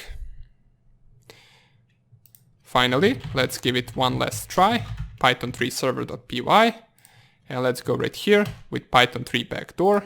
Who am I command works, ls works, netstat -nr, for example, will give us an output, so everything works. What happens once we specify help? Bin sh help not found, that is because we still let it go through these lines of code, and we're going to fix this in just a second. We get everything else printed out, so let's go with the quit command, and quit command works as well. Now let's fix this. And in order to fix this, we need to add this to the else statement. So in any other case, we're going to try to execute this. If it is not quit and if it is not help, we will execute it. Let's test it once again, just so we can make sure that this time it will not try to execute the help command. Let's run the backdoor, run the help command, and everything seems to work correctly. But this time we get another error, which it doesn't really allow us to continue executing the commands. You can see it simply just hangs after it prints this. Well, let's see why we get that error. So it should be a problem with our server, I believe, and that is also the same problem that we had before, is as soon as it prints this, it will go to the line where we try to receive the result. But remember, in our backdoor, we are not really executing anything and we are not really sending anything because this is now in the else statement. Therefore, this is also trying to receive and this is also trying to receive, resulting in our two programs hanging. So we need to add an else statement right here. So else, tab this in as well. And let's give it one last try. Start our server, then go to this terminal, navigate to the Backdoor project, start our Backdoor. If I type help command, we get the output of the help command, everything gets printed out, and we also get to execute the next command if we want. Let's try the quit command, and everything works correctly. We do not get any error, and all of these three options for now work. The only thing is, we don't really print this in green, and that is because we forgot to add right here green. And now everything will work correctly. Okay, so now that we added the help option, the quit option, the next thing that we're going to do is we're going to add the clear option in the next video. So thank you for watching this tutorial, and I will see you in the next lecture. Bye. Welcome back. Let's continue with our next option. So if we scroll all the way down to our help command, we notice that we already have the first function. Now let's add the clear function. This is rather easy to do. All we are left to do is go to our server first and import the OS library. The OS library allows us to execute the commands that we can execute regularly inside of a terminal. So let's go all the way down and add another else if statement right here. Else if the command is equal, let's not forget it once again, to clear. Then what we can do is we can run os.system and execute the command inside of the brackets which we want to be clear. Since if you open up terminal and you type some gibberish and you type clear, it will clear the screen for you. We want to do the same inside of our server. But let's not forget to add the option inside of our backdoor as well, otherwise it will try to execute it inside of our backdoor, and we don't really want that. So let's add an option right here. Else if command equals to clear. Inside of our backdoor, all we want to do is we want to pass. So we don't want to do anything, we don't want to execute anything or print anything, we simply just want to return to the beginning of the while true loop and receive for the next command. Let's see whether this works. We open up the terminal, type server, then run the backdoor.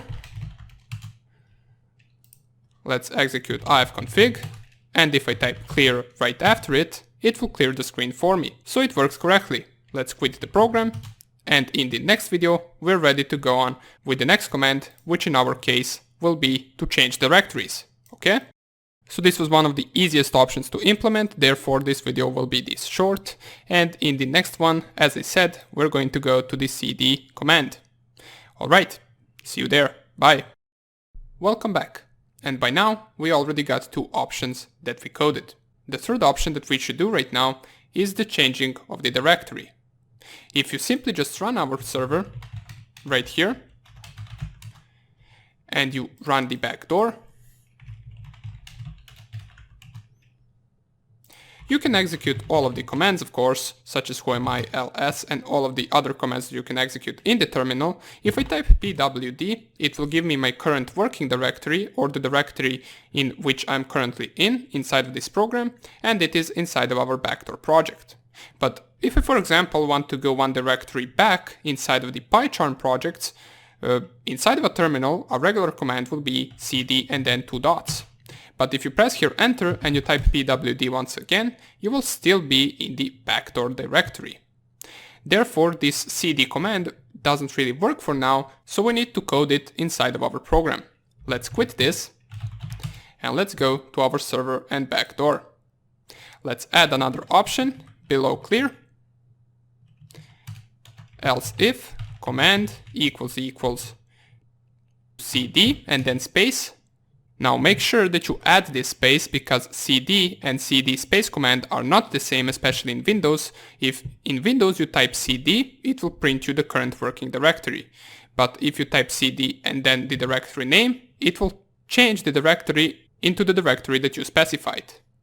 So by telling our server that if the command equals cd and then empty space, that means that after this will come the directory name, and that we want to change the directory. Therefore, inside of our server, all we want to do is we want to pass. We don't really want to get any result back, such as here, because there is nothing really to be printed out once you're switching the directories. There is nothing really as an output, but inside of our backdoor, we need to execute the directory switching. So right here, if I type else if command equals to cd and then empty space, then we want to use the OS library to change the directory. And luckily, inside of the OS library, we get a function which is called chdir. And before we actually continue with this function, we need to import OS inside of our backdoor, so we can use that function. And let's go down. Here, the OS change directory function takes one argument, and that is the directory that we want to change to. So how can we specify the directory?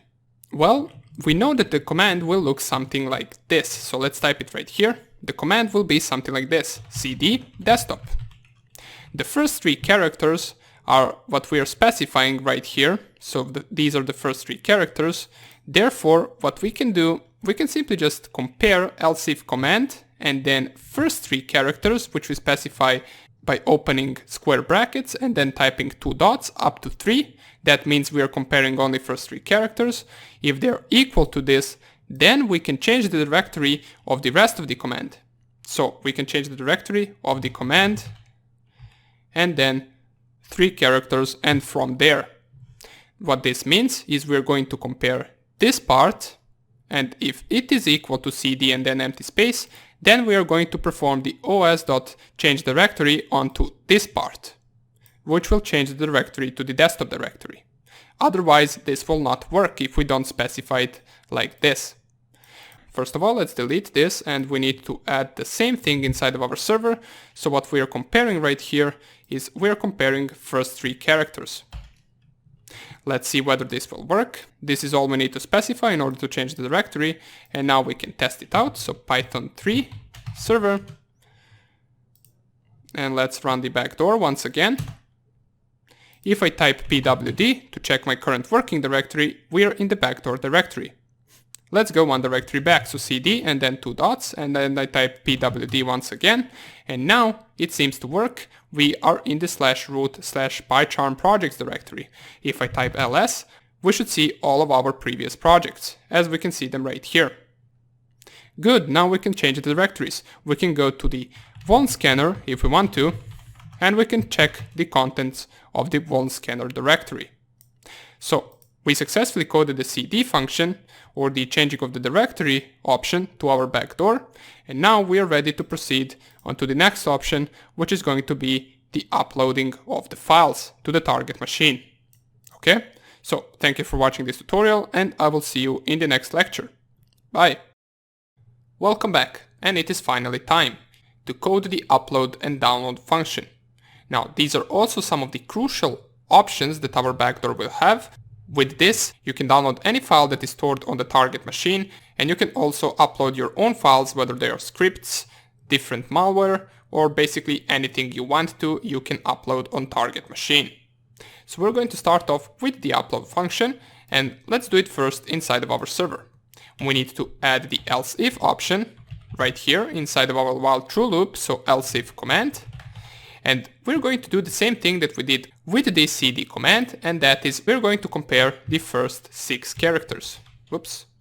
Now, you might be asking, why are we comparing the first 6 characters? Well, the upload word has 6 characters. Therefore, if the beginning of the command equals to upload, let us just write this correctly. So if the beginning of the command equals to upload, that means that we want to upload a file, so we'll create a function called upload file, and that function will upload a file to the target machine, which is called the rest of the command. So from the 7th character and until the end. This basically means if we have a command that looks something like this, upload image.jpg,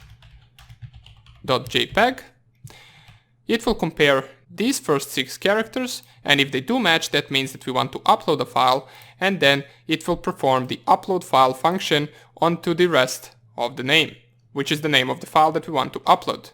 Remember, we are excluding the empty space because we don't really need it, since it is not in the name of our file. Okay, so let's delete this and let's code the upload function. Let's go all the way up, and below the reliable send we can add our upload function. First define it, upload file, which takes the parameter of the file name. Okay? All we need to do is open that file for reading, so we're going to open the file name, and we're going to open it for reading of bytes. Since in order to transfer the file content, we need to transfer it in bytes. Therefore, we want to read bytes and not just simply read text, as we do usually. After we open the file, we want to send the contents of the file to the backdoor. Okay, so how can we do that? Well, instead of using reliable send, we're going to use the regular send function that comes with socket library. And that is because we don't really want to encode this content that comes from the file, as we do in our reliable send. We simply just want to send it straight away as it is read in bytes. So we're going to specify target, which is the target socket descriptor, .send, and the thing that we're sending is file.read. Simple as that. And that is the entire upload function. Now we have to code the other part of the function inside of our backdoor. So this is just the part where server sends the file. Now the backdoor has to receive the file. So let's go all the way down, and first of all add the command else if, and if first 6 characters are equal to upload, then we're going to create a function called download underscore file from the command, and then 7th character till the end. Now don't get confused with this download file. If you take a look at it from the perspective of the server, we are uploading a file, but if you take a look at the perspective from the backdoor, we're technically downloading a file from the server that the server is sending. That's why here the function will be called download file, and in the server who is sending the file, the function will be called upload file. Okay? But these two functions combined do the entire process of sending the file from the server to backdoor. Okay? So now we're left to code the actual download file function. Let's do it below this.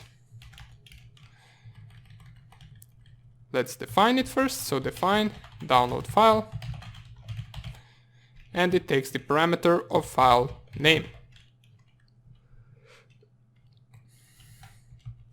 On our backdoor part, we need to first open the file for writing, and we're opening file name, and we're writing bytes, remember that. Then what we're going to do is we're going to set the socket timeout, so we're going to type s.set timeout to be equal to 1, and the reason why we're setting timeout is so we can define where is the end of the file. I will explain it to you a little bit better once we code the entire function, so let's get straight into the next line. We're going to create a variable called chunk, and this chunk variable will receive 1024 bytes every time, okay?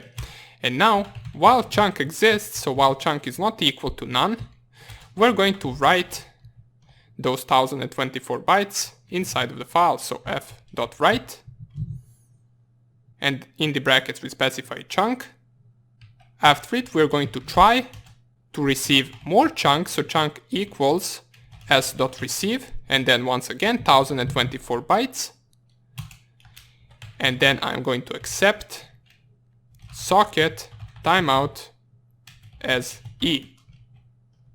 In that case, we're going to break out of this loop, and at the end, I'm going to set the timeout back to none, so it doesn't exist anymore. And let's not forget to close the actual file. Okay, so let's explain this function line by line. We first of all open the file for reading. So we are creating a new file, and we are receiving the data and writing it in bytes inside of that file.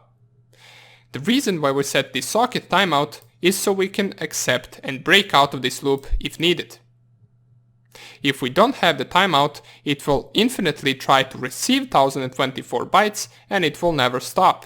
Once it reaches the end of the file, it will try to receive 1024 more bytes, but it will not manage to because the entire file has been sent. Therefore, it will hang right here.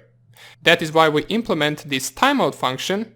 Once it reaches to the end of the file, it will try to receive more 1024 bytes, but it will not manage, and after 1 second, it will break out of the loop, which will indicate that the file has been finished downloading.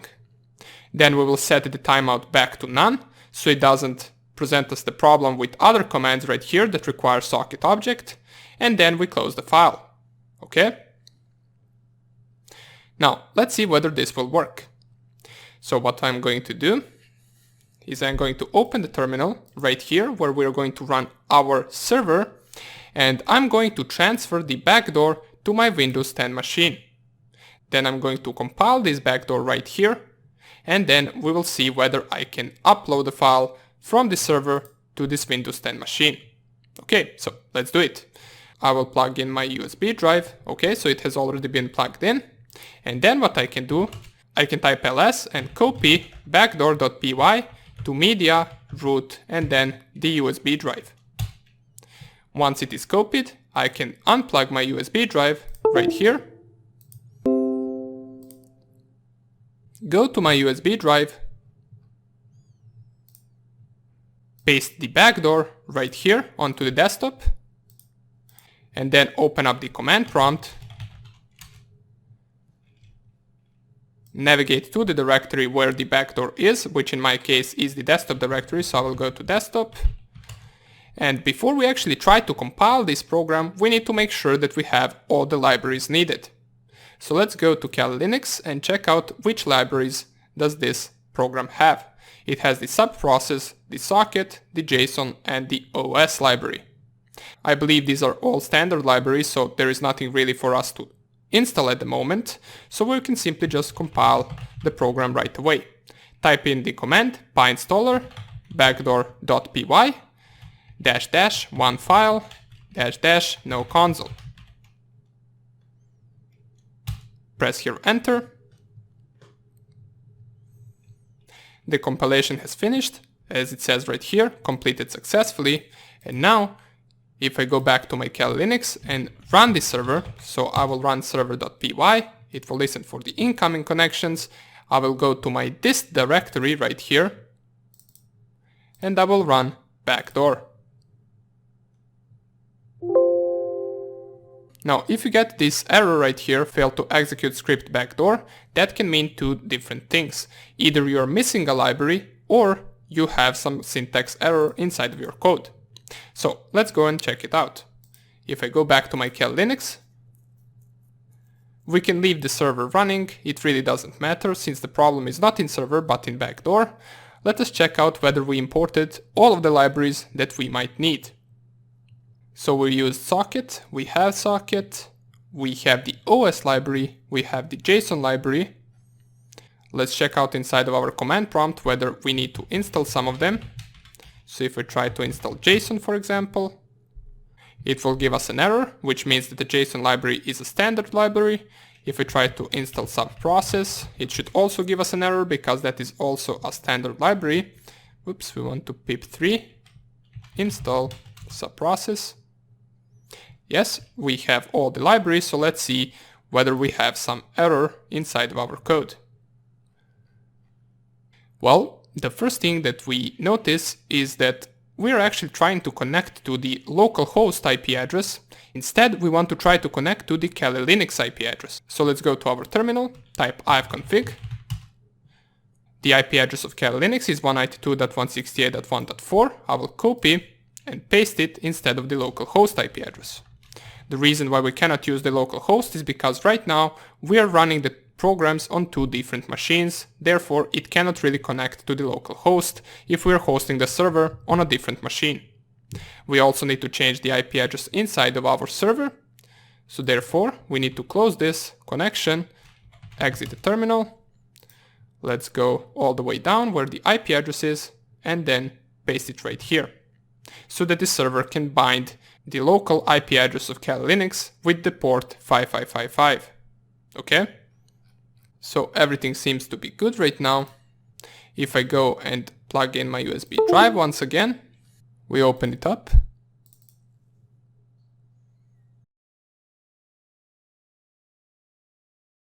Then we copy the backdoor once again, so cp backdoor.py to the USB drive. Unplug the USB drive.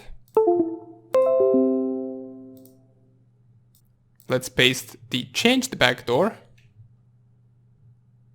So go to your USB drive, find the backdoor file which you just transferred to your USB drive, copy it to the desktop, and run the same command that we ran previously, which will compile our backdoor. So pinstaller backdoor --one file -no console.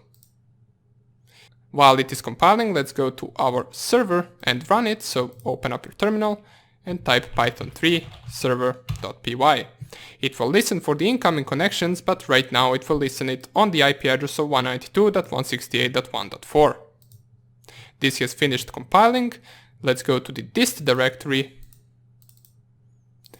and execute backdoor. We seem to not get any error right now, which means our backdoor executed successfully. Let's go to our Kali Linux and see whether we received the connection, and we did manage to receive the connection. We can see that the connection is coming from the 192.168.1.2 from the port 63551. If I try to execute some of the commands, who am I? It will give me the output that we are Windows 10 machine right here. If I type dir, the dir command will give us the output of all of the files in that current working directory. Since we are in the dist directory, which is in the desktop directory, we only have one file, which is our backdoor.exe. But what we really want to test right now is our upload function.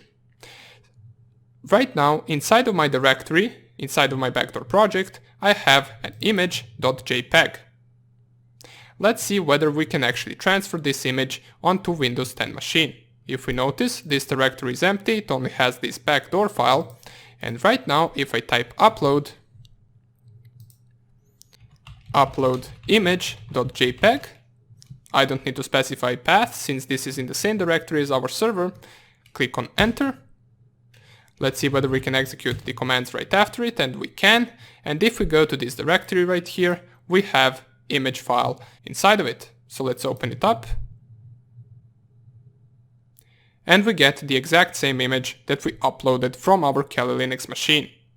Wow, this is cool, right? We managed to code the function that will upload any type of file to the target machine. Whether it is a text file, whether it is a JPEG, a PNG, an EXE, it doesn't matter. All of those files should work if you try to upload them.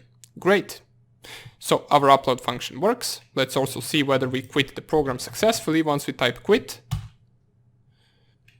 We do, the program closes successfully, and in the next video we can see how we can do the exact same thing, just opposite, so we can actually download the files from the target machine.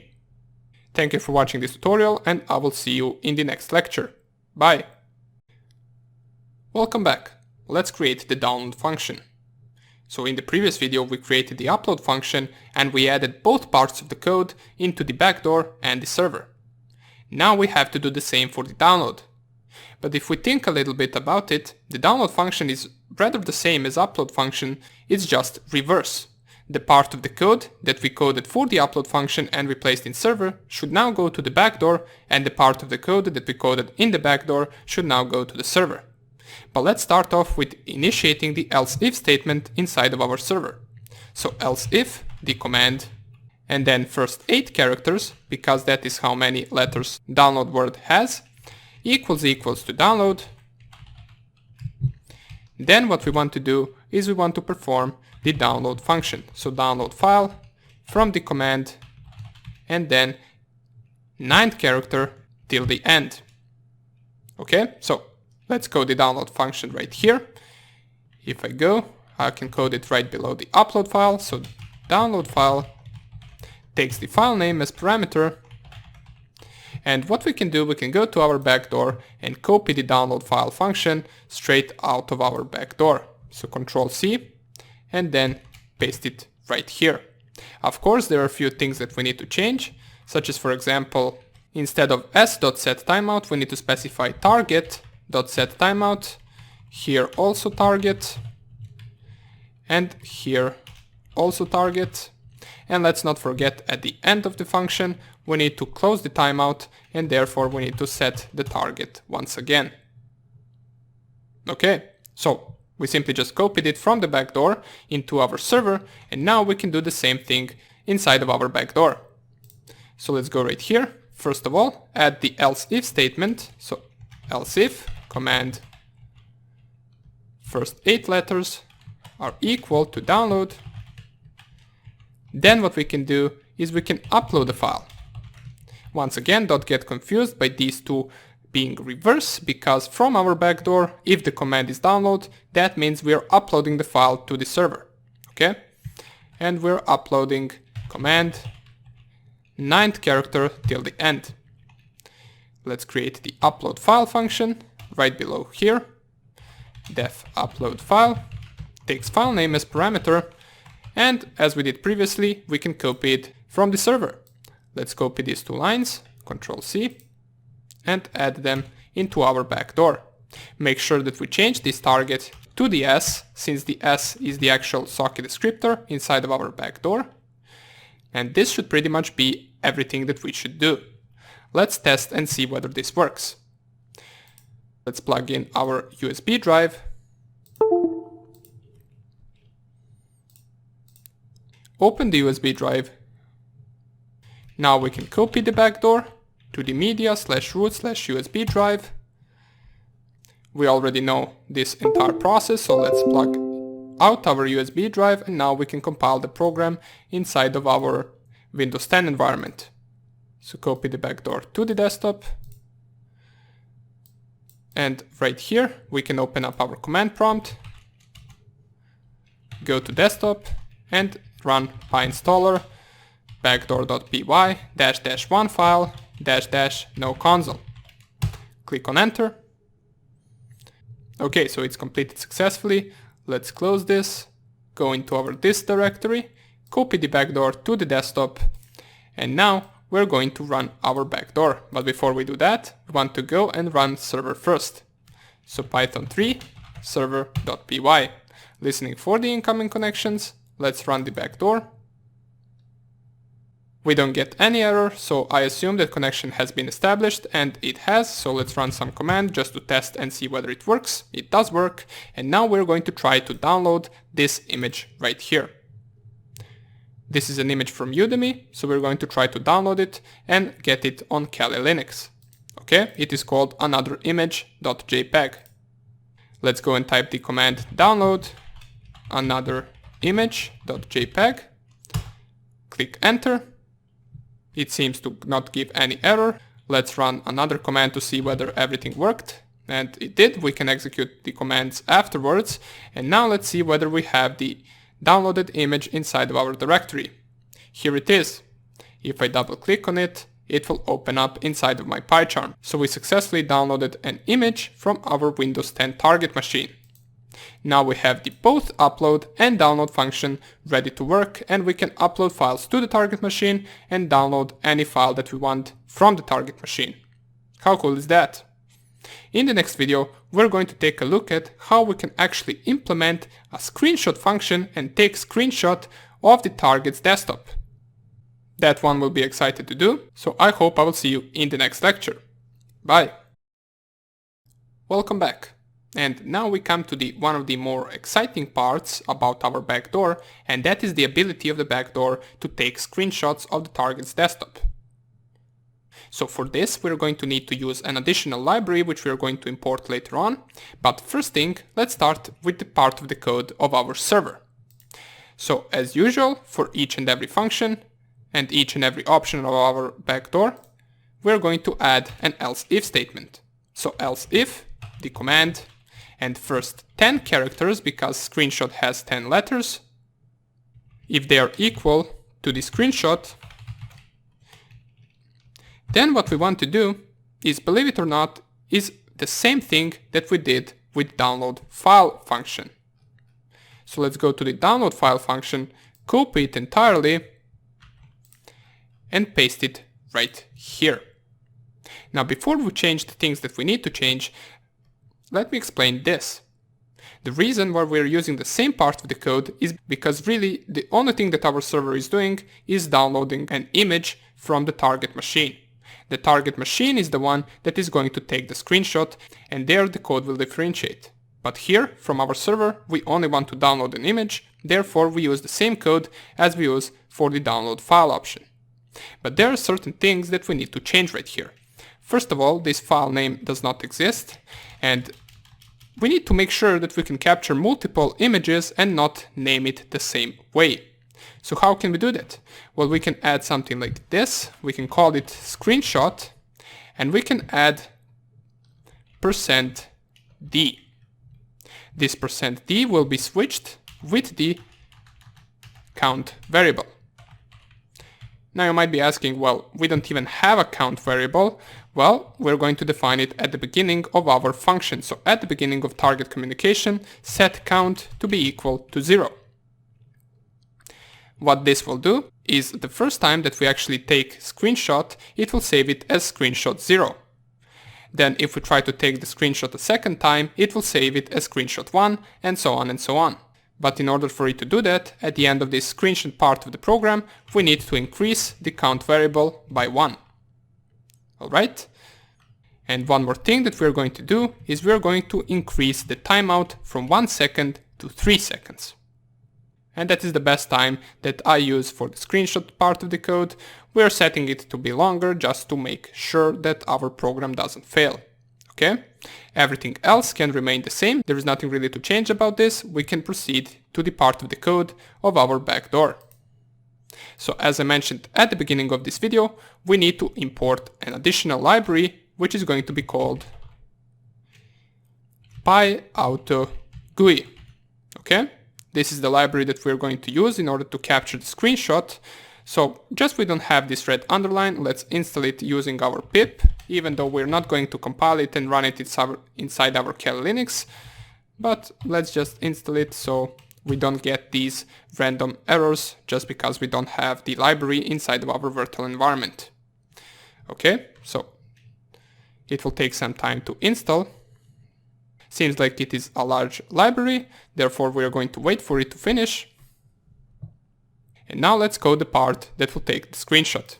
Okay, so let's go all the way down and let's add the else if statement. So else if command first 10 characters are equal to screenshot.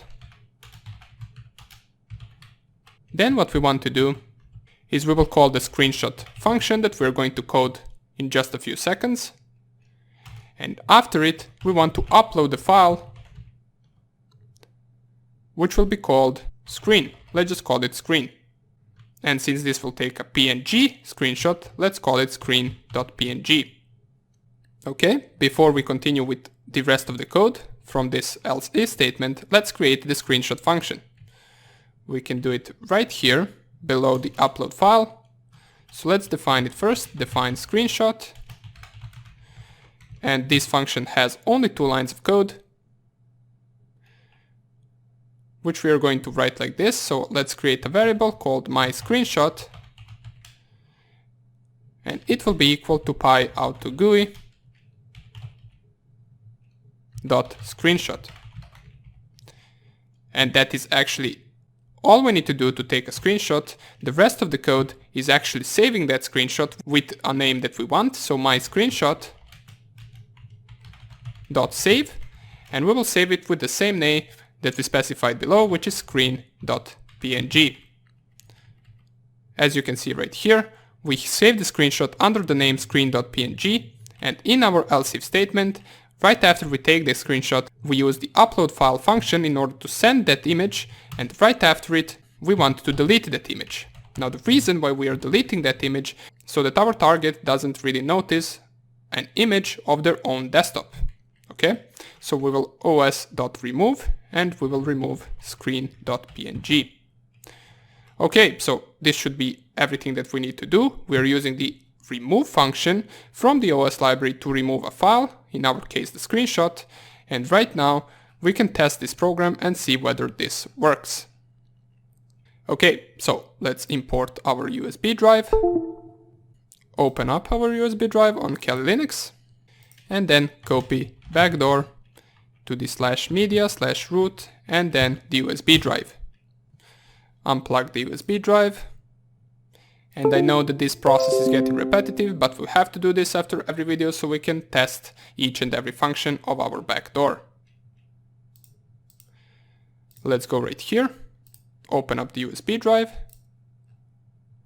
copy the backdoor, and before we actually compile it this time, remember that we have a library that we do not have installed. Therefore, we need to pip3 install PyAutoGUI. Press here enter.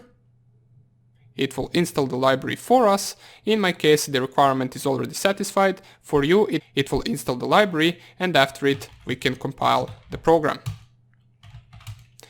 PyInstaller backdoor.py --one file --no console.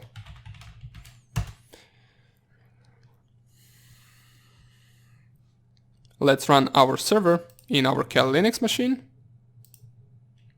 Open up the terminal, clear the screen, python 3 server.py. Listening for the incoming connections. The compiling of the program finished, and now we can run it. Let's run it from the disk directory, so double click. We get no error, so everything seems to work correctly. And right now, let's try the screenshot command. If I type screenshot, it will take a second or two.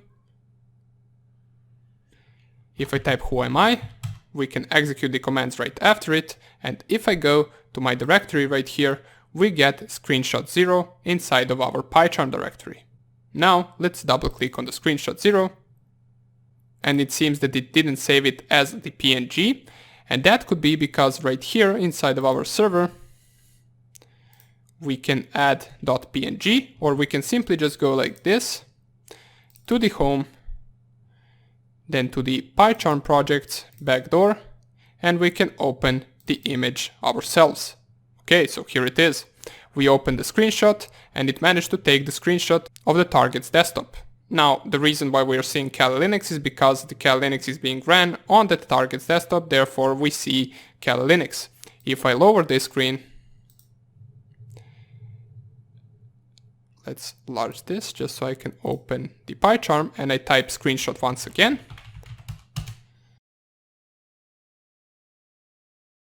Let's take a look right now. We want to see whether the previous one was overwritten and also whether it took the second screenshot. As we can see, there is screenshot 0, which is still there. It is not being overwritten, and there is screenshot 1.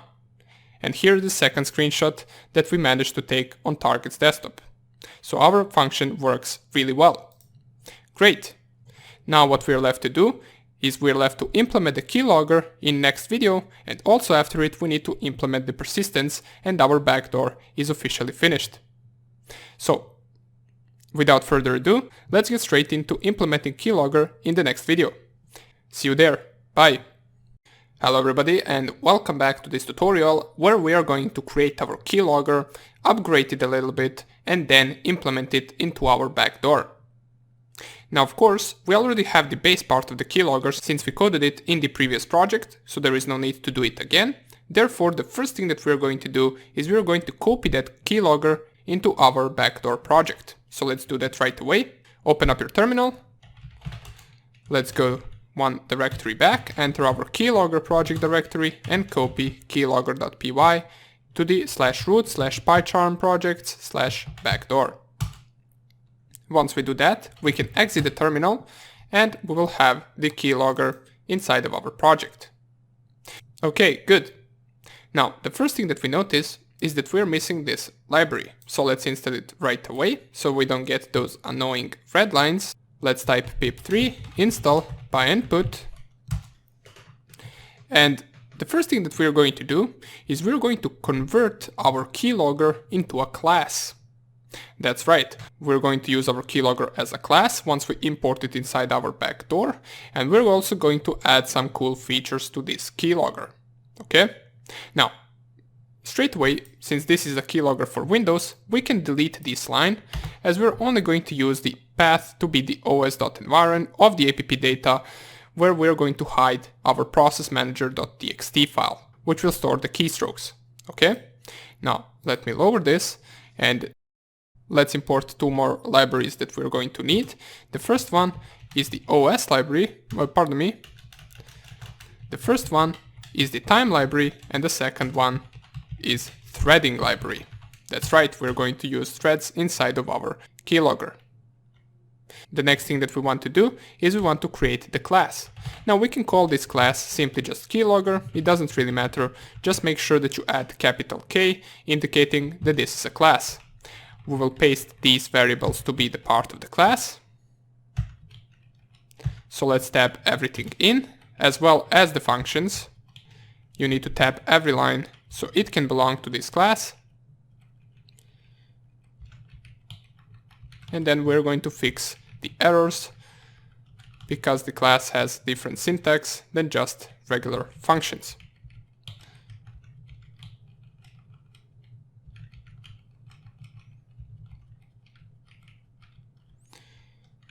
I could have probably selected all and just tabbed it all immediately, but since I started like this, let me finish it like this. And this with listener we're also going to tab in.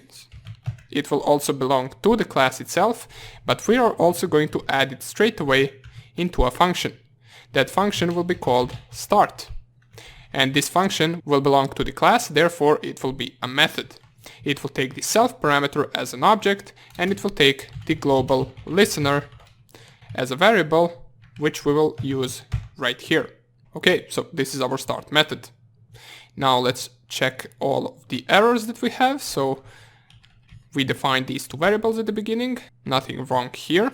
In our first method we need to add the self argument. Let's not forget the self argument inside of every function.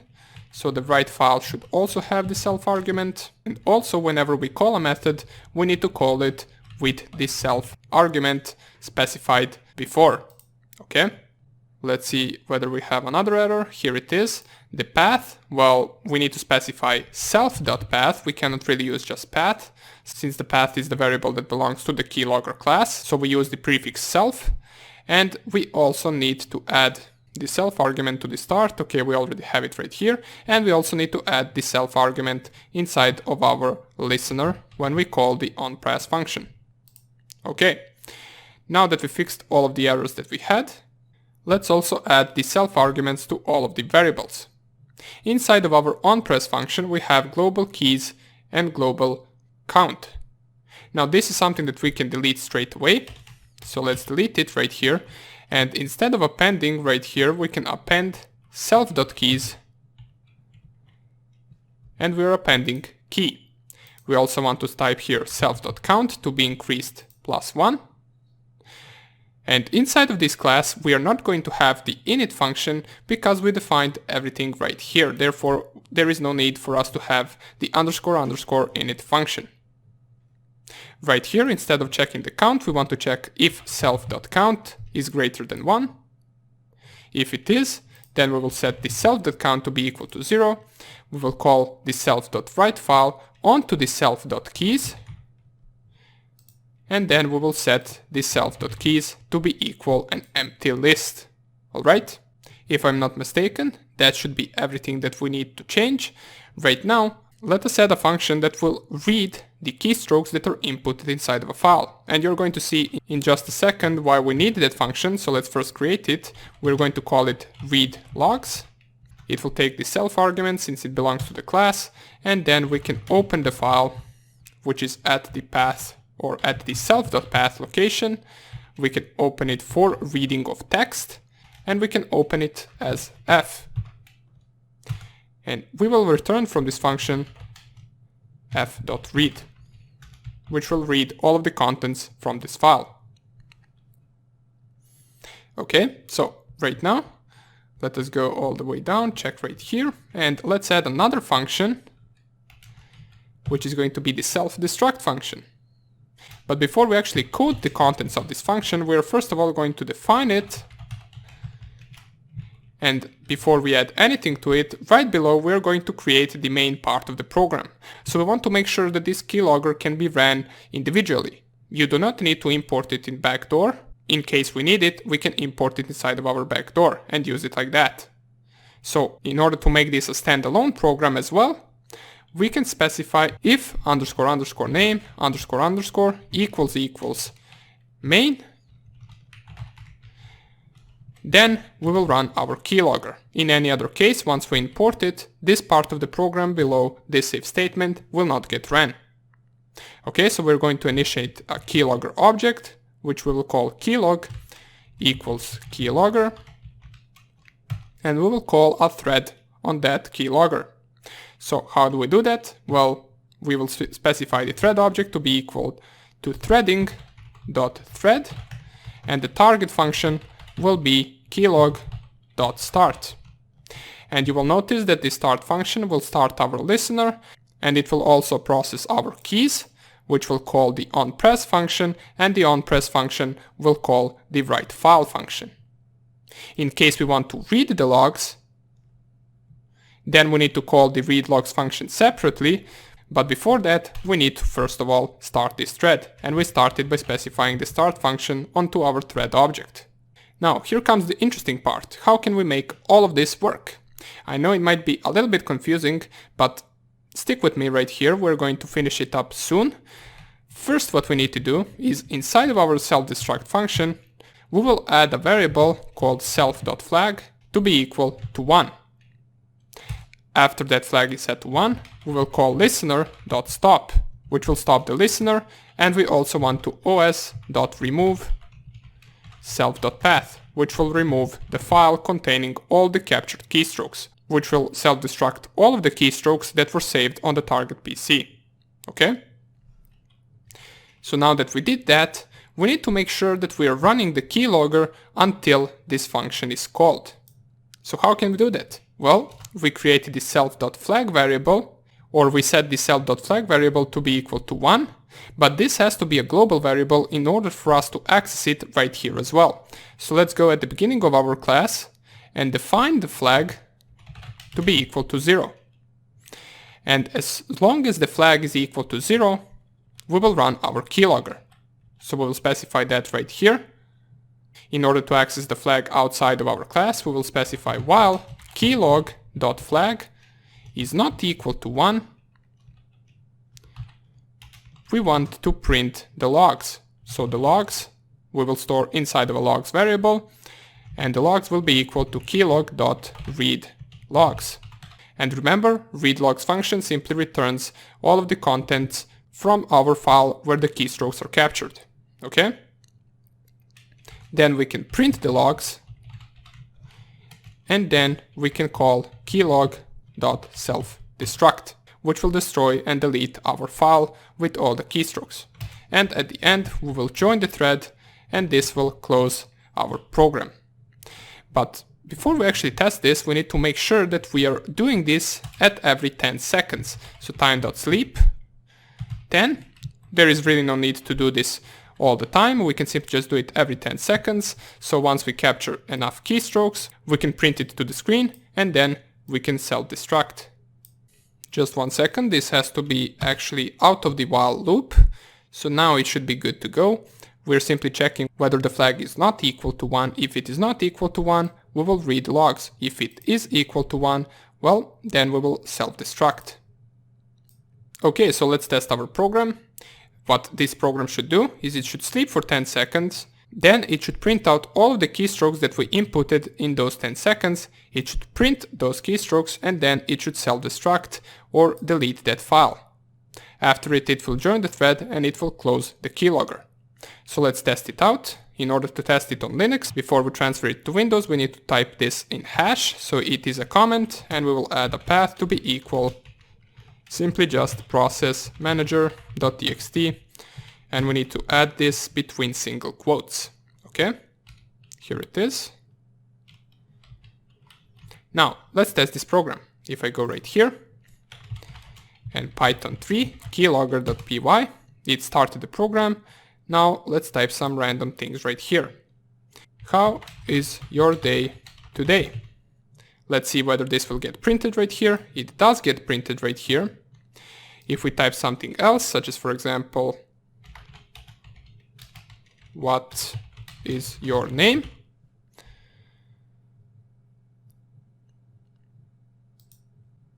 You will notice that this will not get printed, or it should have. For some reason it is still here, so let's delete this. Let's Control C. Let's see what is wrong with this part of the code. Oh, that's right, we are using the self-destruct, which we need to use as an import to the backdoor. It will not work like this, so let's just remove this or enter it in a hash. And then let's go right here, Python 3 keylogger. Let's run it again. So if I type something randomly right here, how is your day? We get that printed to the screen. If I type next sentence, my day was good. How was yours?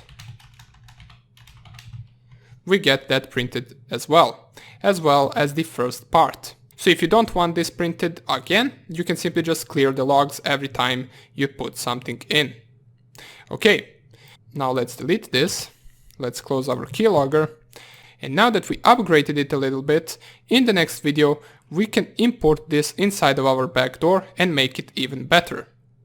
So we want to make sure that from our backdoor, we can call the keylogger and we can capture the keystrokes and get them from Windows 10 machine to our Kali Linux machine. Okay, so we will do that in the next video. Hope I see you there and take care. Bye.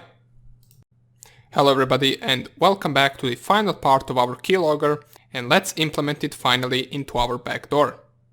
So we got the keylogger set up as a class and now we can access it from our backdoor.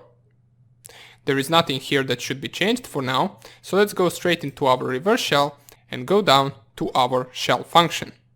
Right here, as I mentioned at the beginning of this project, we want to make our keylogger work similarly to the Meterpreter keylogger. So we're going to have three options. The first one will be else if command and then first 12 characters equal to keylog underscore start. Then we will start the keylogger. Then else if command first 11 characters are equal to keylog underscore dump. Then we will print the keystrokes to the screen. And the last option, else if command first 11 characters are equal to keylog underscore stop. We will stop the keylogger. So let's start with the first one. In case we type the keylog underscore start, that means we want to start the keylogger. Therefore, we need to create the keylog object and call our keylogger class from the keylogger file. But in order for us to call it, we first of all need to import it inside of our backdoor. So let's go all the way down and import keylogger. In order for you to import it, make sure that the keylogger is located in the same directory as your backdoor. Once you import it, go back to the else if statement and call your library with the keylogger name, as well as call the class from that library, which is keylogger. Now that we initiated the keylog object, now we can run it on a separate thread. So we will call a thread, which will be called t equals threading.thread. And the target will be keylog.start, which remember is the function from our keylogger that starts this entire process. Here it is. We're calling that function onto our thread, so all we're left to do is to start our thread. And we can send to the server with reliable send that the keylogger has been started.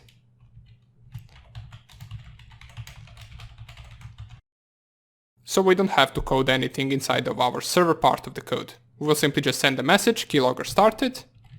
And now, in case we want to print the keystrokes, we need to call the readlogs method from our keylogger. Since that method returns the keystrokes, we need to store them inside of logs. So logs equal keylog.readlogs. And then all we need to do is reliable send those logs. And the last option is if we want the keylogger to stop, what we're going to do is we're going to call the self-destruct method, so keylog.self-destruct. And then we will join the thread that was running the keylogger, and we will reliable send keylogger stopped.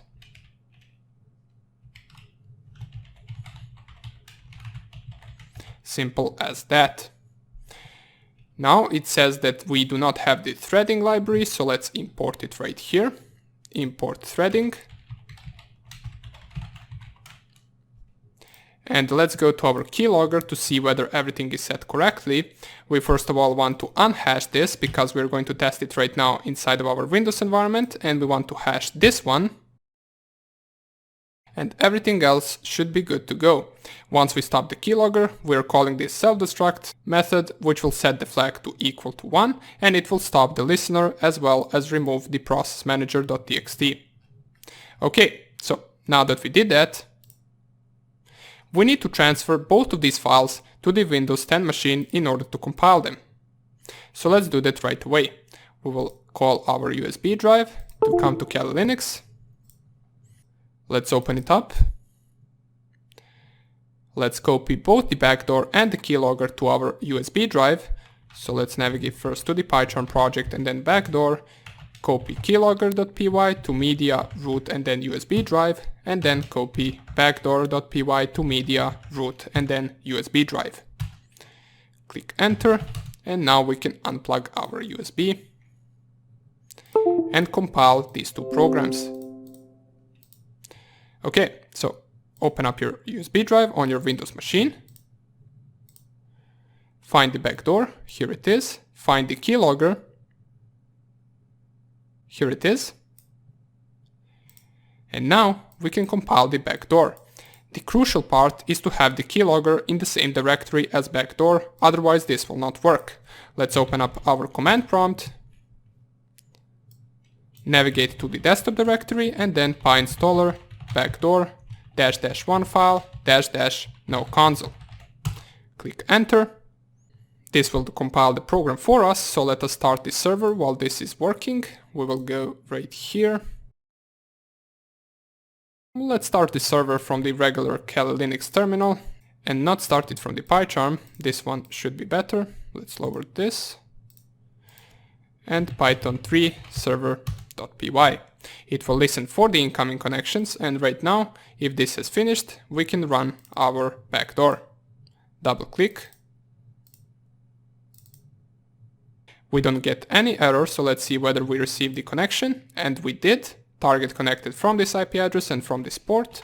If we run regular commands such as whoami, they work. If I simply just type keylog_start, it will send us the message keylogger started. Now if we type something on Windows 10 machine, let's type I am 10 years old. Press enter.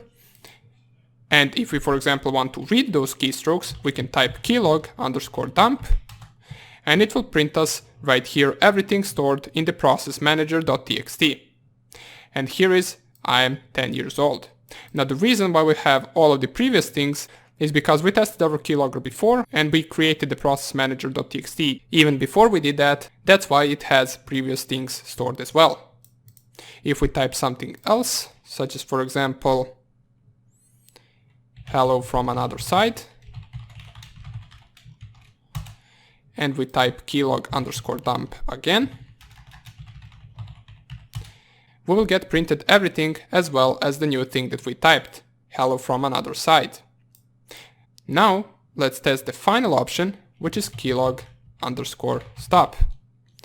Press here enter, we get the message keylogger stopped, and now let's see whether the process manager.txt is indeed deleted. If we go to the app data and then roaming and type dir, we no longer have process manager.txt right here. It has been deleted by our self-destruct function from our keylogger. But if you want to, you can simply just start it again and everything will work the same. We can type this is my second time running, and if you simply just print those keystrokes, you will have everything printed out, as well as the process manager.txt will be created once again. Let's close this, keylog.stop, let's quit the shell, So everything works correctly. We implemented our keylogger. All we are left to do is one final option, and that is to add the persistence to our backdoor. After that, we have officially finished our backdoor, and we can get straight into creating the command and control center, which will be able to control multiple targets at once. Okay, so thank you for watching, and I will see you in the next lecture. Bye! Welcome back everyone, and we are only left to do one more thing before our backdoor project is over. So the last option that we are left to do is the persistence with the target machine. We want to make sure that we can connect to the target machine whenever it is on. So what we are going to do is we're going to create the persistence option that will allow us to create the registry key and let our backdoor run every time that the target restarts their machine. Okay, so let's get straight into it. Let's add an else if option, just as we did with everything else. So the else if option will be equal to persistence, so else if command equals to persistence. Then we're going to ask for the user of this program to input the registry key name and the name for the file that we're going to copy our backdoor in. Now, if you're confused as to what I mean, let me just show you. So we are going to add right here reg underscore name, comma, copy underscore name is going to be equal to the command, and then we're going to strip off first 12 characters, which will be the persistence and then the empty space. And I'm going to split them with an empty space. Alright? Now, right here in the else if statement, we need to add first 11 characters. So if the first 11 characters are equal to persistence, then we are going to proceed with these two commands. We're going to store the reg name as a first part of the rest of the command, and the copy name as the name of the file that we are creating and copying our backdoor in. And then with the copy of our backdoor that we're going to create, we're going to use the reg name in order to create the persistence and registry key onto that copy. So even in case the target deletes our backdoor, we're still going to be able to connect to their machine. Okay? All we're left to do right now in the else if statement is to call the persist function that we're about to code right now and put in these two arguments, which are the reg name and the copy name. Alright? So now let's go all the way up, and above the target communication we're going to define the persist function. It will take reg name and copy name.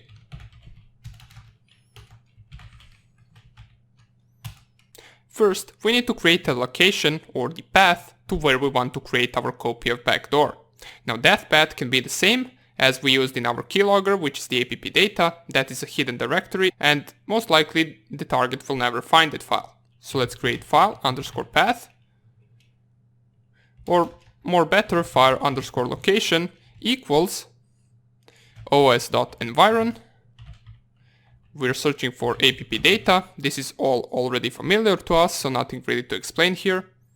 And then we will add the two slashes, which indicate that we're in the Windows, and then concat the copy name, which is the name of the file that we are creating and copying our backdoor in.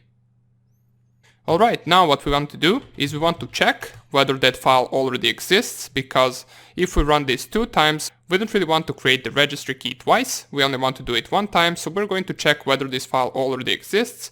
If it already exists, that means that the persistence command has already been ran. So how can we do that? Well, we can use an actual library that exists in Python, which is called shuttle library. So we will import it right here, import shuttle. It is a standard library, no need to install it. And right here in the try statement, we can say if not os.path.exists, which will check for this file location, whether it exists or not. In case it doesn't exist, we want to copy this executable or this backdoor into that file location, and we will copy it using the shuttle library. So shuttle.copy file,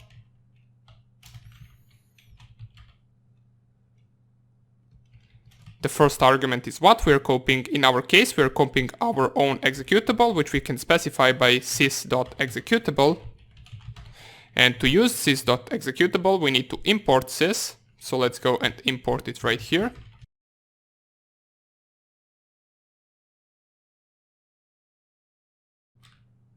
And the second parameter is where we are copying it. In our case, we're copying it inside of the file location. Then we need to call the command which will add registry key for this file location. And how we can do that? Well, we can do that with the help of the subprocess library. So we'll call subprocess.call. Subprocess.call. And I just now noticed that we're actually coding this inside of a server, so make sure that you do not make the same mistake as I do. So I'm just going to copy all of this and paste it into our backdoor. Right here above the shell function, we can paste the persist function, and also make sure you delete it from here. And also make sure you copy the part with the else if statement. So first of all, copy, then we can delete it from here. As we don't need it in our server, we only need it inside of our backdoor. Go all the way down, find the last else if statement, and then copy right here. Let's make everything tabbed in properly. And for some reason we got this printed twice, so I'm just going to delete the last one. And now we should be good to go. We got the else if statement, and we also got the function right here. But we don't have these two libraries since we imported them inside of our server, where we can remove them. And we can move them straight into our backdoor. Okay, so now we got everything ready. We fixed our mistake and we're ready to continue with the persist function. We stopped at the calling of the command, which will add the registry key for this file location, so let us type it right here. The first parameter will be the command itself, which will be registry add hkcu, since this is the part of registry where we want to add our backdoor, \software, \microsoft, \windows, \current version, and \run.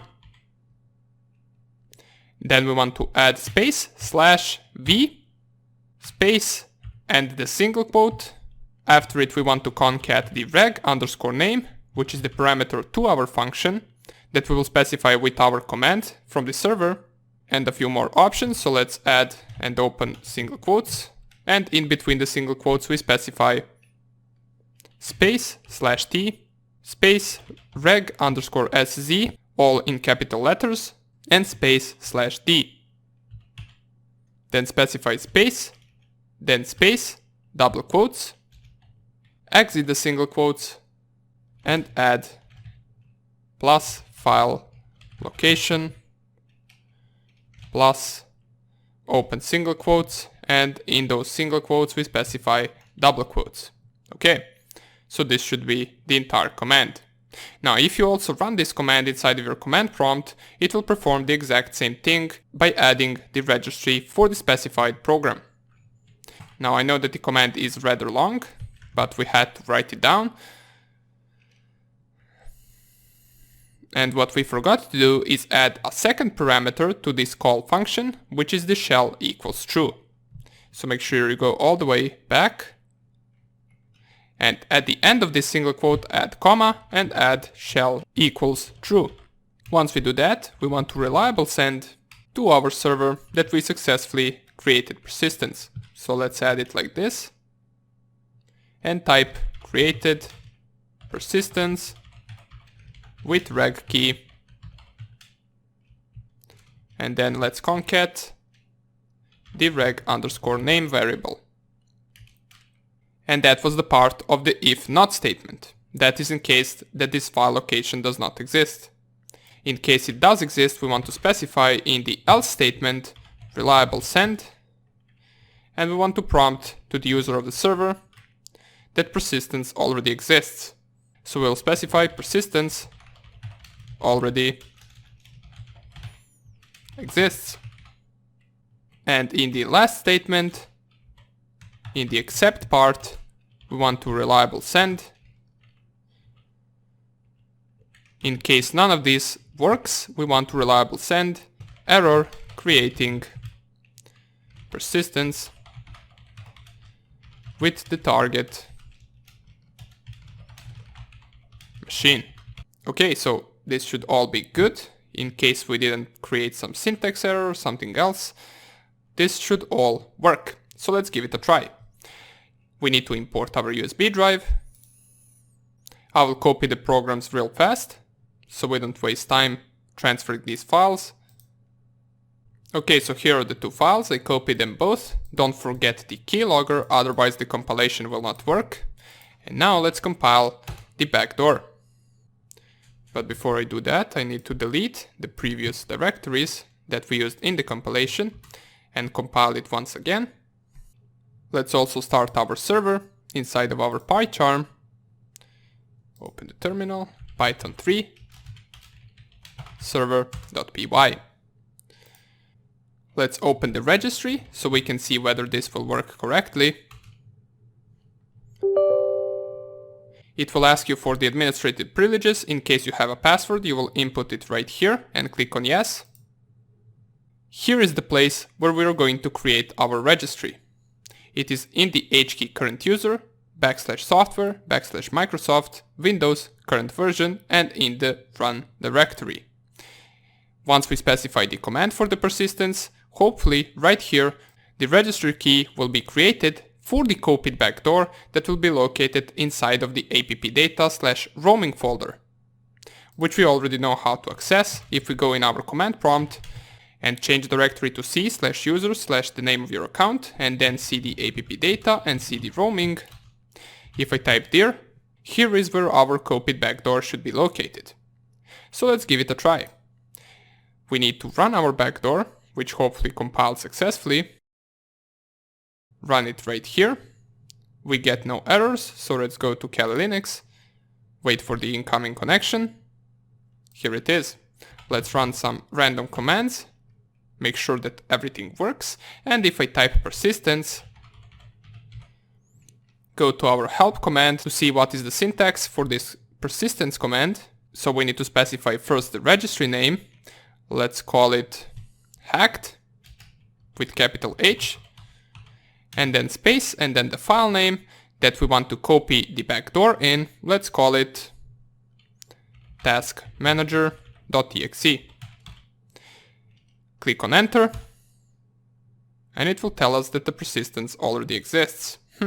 Weird. If I refresh this, something doesn't seem to work. Let's take a look at the backdoor and see where the problem is inside of the persistence command. Not really sure why we get this. Let's try it again. Persistence, hacked. Let's call it test.exe. It tells us that the persistence already exists. Okay, so there is definitely some error inside of our code because we cannot see the file and the persistence is not there inside of our registry. So let's see what's wrong with the program. Okay, so this is probably the error. Right here, instead of the command and then first 12 characters, we want to specify from the 12 characters till the end. Now I will do the process of compilation all over by myself and I will get back to you with the newly compiled file. Okay, so here we are. Inside of our this directory, I have the newly compiled backdoor with the fixed error. And now if I run my server inside of my PyCharm, let's go and run it. So Python 3 server.py, and then I go and run my backdoor. No error has occurred. Let's go back to Kali Linux, run some random command to make sure everything works, and then run the persistence. So persistence, hacked, and then test.exe. Press enter, and it will tell us created persistence with registry key hacked.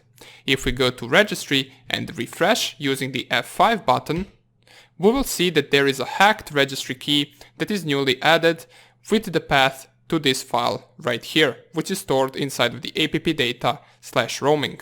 It is called test.exe, and this is the copy of our backdoor. Okay, if we go to command prompt and type dir once again to the roaming directory, we will see the test.exe file or our backdoor successfully copied and hidden inside of this directory. Okay, so our persistence successfully works. Now, even if the target, for example, closes this program and deletes this backdoor, they will still run the backdoor, which is hidden inside of the app data, next time they restart their PC.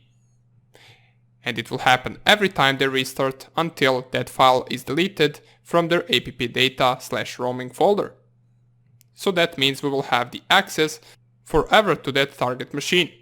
And with this, we finish with the last option for our backdoor. And in the next 2 lectures, I will give you 2 bonus videos, one in which we will add another option to this backdoor, a rather short one, and the last video, or the second video from now, in that video I will show you how you can make your backdoor look like an image as well as open an image. Okay, so thank you for watching this lecture, and I will see you in the next tutorial. Bye! Hello everyone, and welcome to the first bonus lecture of this project. And in this video I want to show you a quick and easy way to make your backdoor connect every 20 seconds. So what do I mean by that? Well, let's say for example the target executes your backdoor before you get to run your server. What happens then? Well, you didn't manage to connect, the target will close its connection and its backdoor, and you didn't successfully hack them. So we wouldn't want that to happen, right? Well, then we can add an option to our backdoor which will try to connect to the server every 20 seconds. So how can we do that? Well, go to your backdoor program and scroll all the way down. First that we will do is we are going to delete these 2 lines, which is the s.connect and the shell function. We're not going to call them there. We're going to call a different function that we're going to code right now, which we can call connection. Simple as that. Now let's scroll all the way up and create that function. Define it right here above the shell function. Define connection. And what we're going to do right now is we're going to enter the infinite while true loop. We will sleep for 20 seconds before we do anything, and for this sleep function to work we need to import the time library. So let's go all the way up and import time library, import time. And the reason why we are entering the infinite while true loop is because we're going to try to connect forever until it works. So we're going to try s.connect, make sure you specify the correct IP address, in my case 192.168.1.4, port 5555, and if we manage to connect, only then we enter the shell function. After that we can close the socket object, since it will be closing after the shell function, which means that we specified the quit command and broke out of this loop. Then we will close the socket object, and then we can break out of this while true loop. The reason why we are using this break statement is because we have a while true loop inside of a while true loop, and once we specify quit right here, we only break out of this while true loop. Then we proceed to the next step, which is closing the socket object, and then we can use the break statement to break out of this while true loop. And with that, we would close the program. In case this doesn't work, what we want to do is we want to call the connection function again. So we're going to call it from itself. Therefore, every time it doesn't manage to connect, that means the target still didn't run our backdoor, and it will go to the beginning of the while true loop every time. It will sleep for 20 seconds and then it will try to connect. If it doesn't manage to connect, that means that the user of the server didn't run the server yet. Therefore, it will go to the beginning of the while true loop and it will sleep for 20 seconds and try to connect once again. And it will repeat this until we run the server, and then it will successfully connect to us. Okay? So this is the first bonus lecture where I show you this function. If you want, you can implement it. It is really useful, so I would advise you to implement it. And in the next video, I'll show you how you can make your backdoor look like an image. Okay? Thank you for watching and see you in the next lecture. Bye! Hello everybody, and welcome to the second bonus video of our backdoor project. In this video, I will show you how you can make your backdoor look like an image and also open an image. For this video and for this tutorial, you're going to need 3 things. The first thing is going to be a compiled backdoor. The second thing is going to be the image that you want your backdoor to look like. In my case, I got this image right here, which is the JPEG format. Now you can also use the PNG format if you'd like. It doesn't really matter. I will use this image right here. And the last and third thing that you're going to need is the icon of that image. And I will show you in just a second how you can get this. First of all, I will compile this program. So PyInstaller, backdoor.py, one file, and then no console. And while this is compiling, in order for you to get the icon format from your image, you want to go to Google Chrome and navigate to this website, which is called iconconvert.com. This website right here allows you to upload an image. Once you choose the file, you simply click on upload, and then you go all the way down, and in the settings, in the step 4, you want to select 64x64 and you want to click on convert icon. Once it converts, you want to click on download your icons, and then it will download the icon for you for the image that you uploaded. Okay? So once you do that, you're good to go. Our compiling of the program has finished, so let's navigate and find our executable. Here it is. We no longer need these two files. And now let's see how we can create our backdoor look like an image. Now for this you're going to need WinRAR, but don't worry, it is easy to download and most of you probably already have it inside of your Windows environments. So select these two files, which is the image and the backdoor, right click on it and click Add to Archive. Once this window opens up, inside of the archive name, you want to specify the name that you want your file to be called. In my case, I will call it picture.jpeg.exe. We need to have both of the extensions of both of these files, but in case the extension is disabled inside of your victim's Windows machine, it will only show the first extension, which will be JPEG. Once you do that, you will see that this Create SFX archive gets checked automatically, and you want to go to the advanced options and click on SFX options. Now you want to go tab by tab and switch different settings. In the general tab, there is nothing really that we need to do. So let's move on to the setup tab, and in the setup tab, in this box right here, which says run after extraction, we want to type the name of these two files that we are adding together. The first name should be your image. So in my case, it is images.jpg. Click on enter, and the second name should be the name of your backdoor. In my case, that is backdoor.exe. Now make sure you specify the exact same name as these two files right here, as well as their extensions. And once you do that, you can move on to the next tab, which is modes. Inside of the modes tab, we want to click on unpack to temporary folder, and we want to click on hide all. Go to the advanced tab. Here there is nothing that we should do. Module tab, nothing that we should do. Nothing in the license tab as well. And in the text and icon tab, we want to go to the load SFX icon from the file, click on browse, and select the icon that we created using that website. So double click on it and move on to the next tab, which is update. Here in the update mode, we want to click on extract and update files, and in the overwrite mode, we want to click on overwrite all files. Okay? Once you set all of these settings up, click on OK and click right here on OK. It will take just a few seconds to create, and here we have our picture.jpg. It has the icon of the image, and if we double click it, it will also open up an image in just a second. So here it is. It opened up the image, nothing else is being opened, but if we go to our Kali Linux machine and we run our server, in just a few seconds we should manage to receive the connection from our target machine.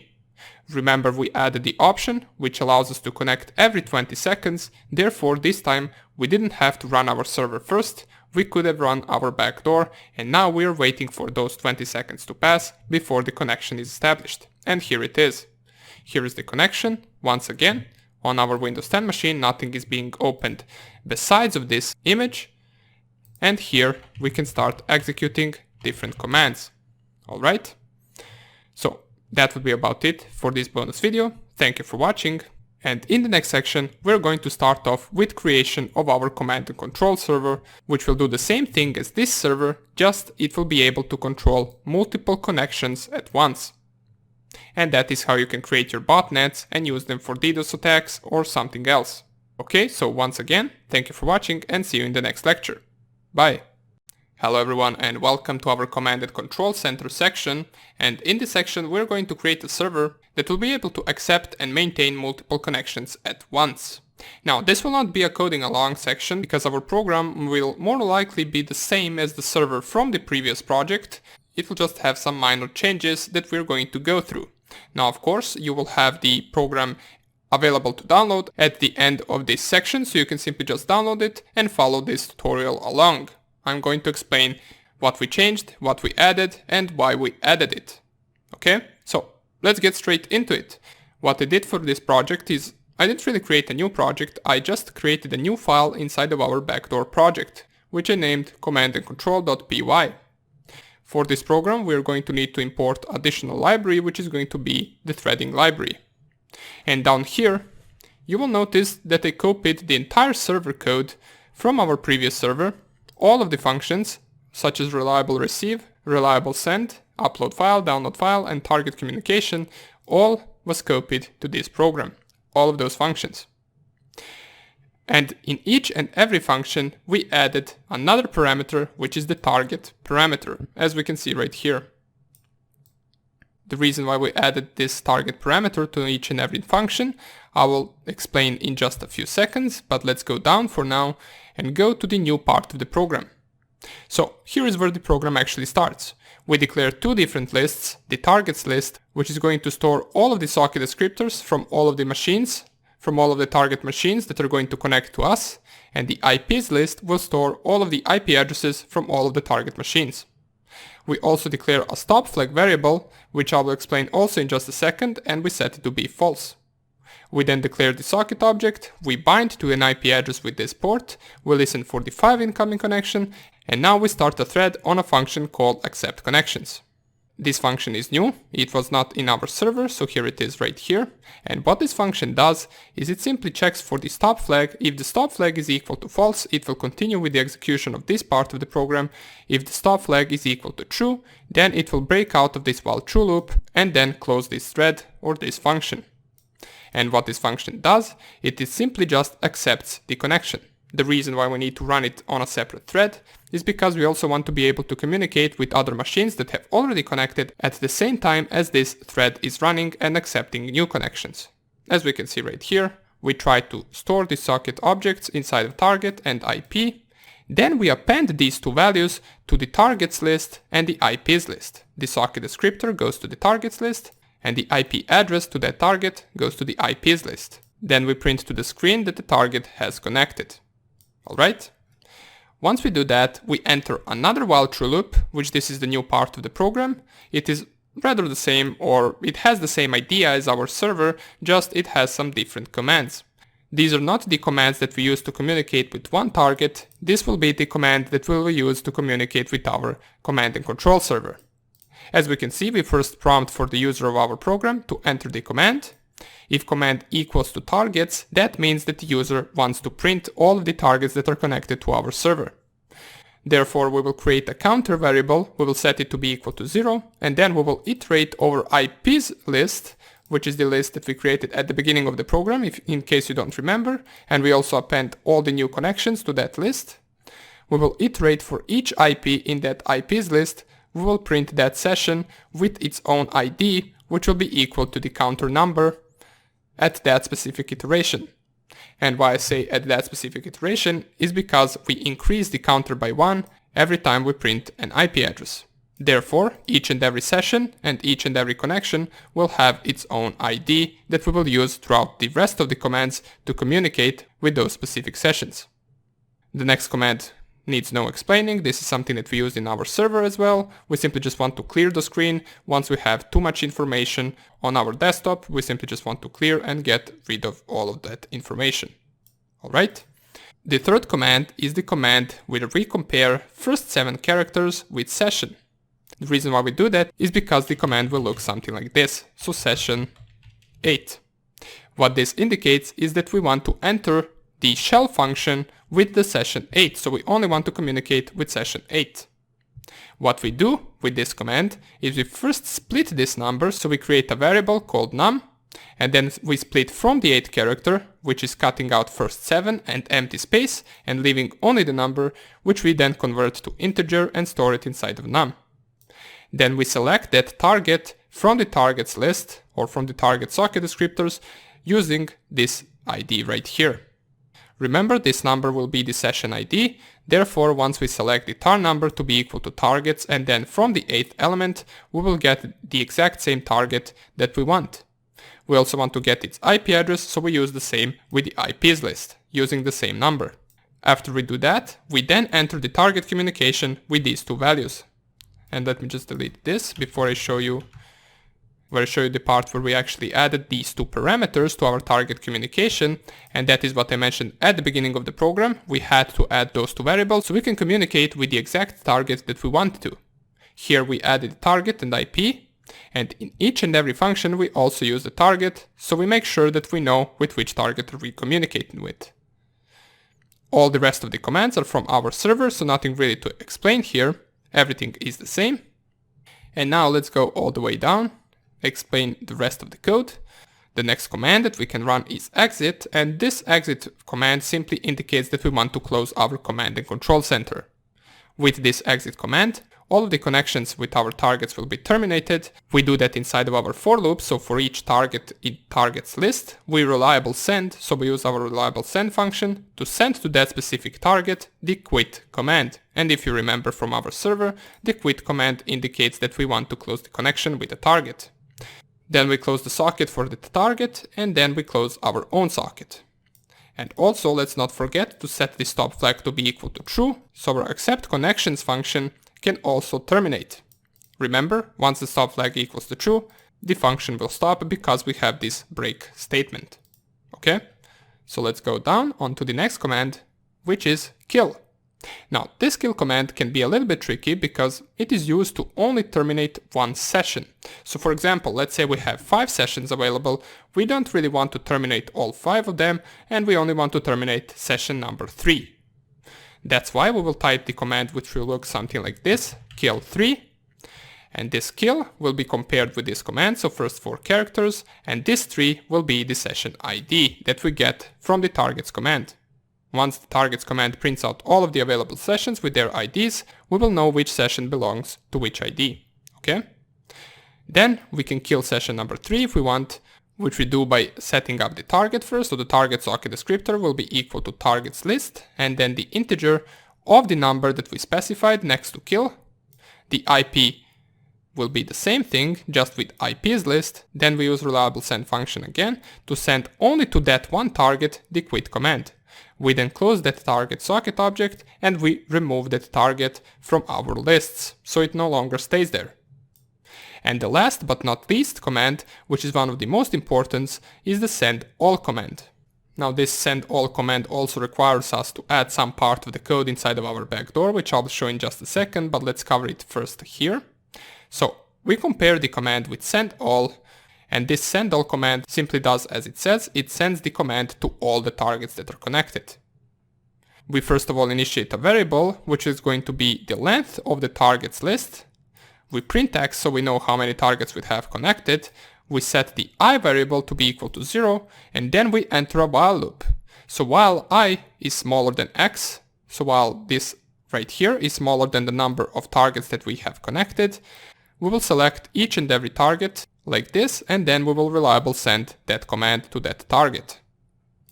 In any other case, if for some reason that doesn't work, we will print failed.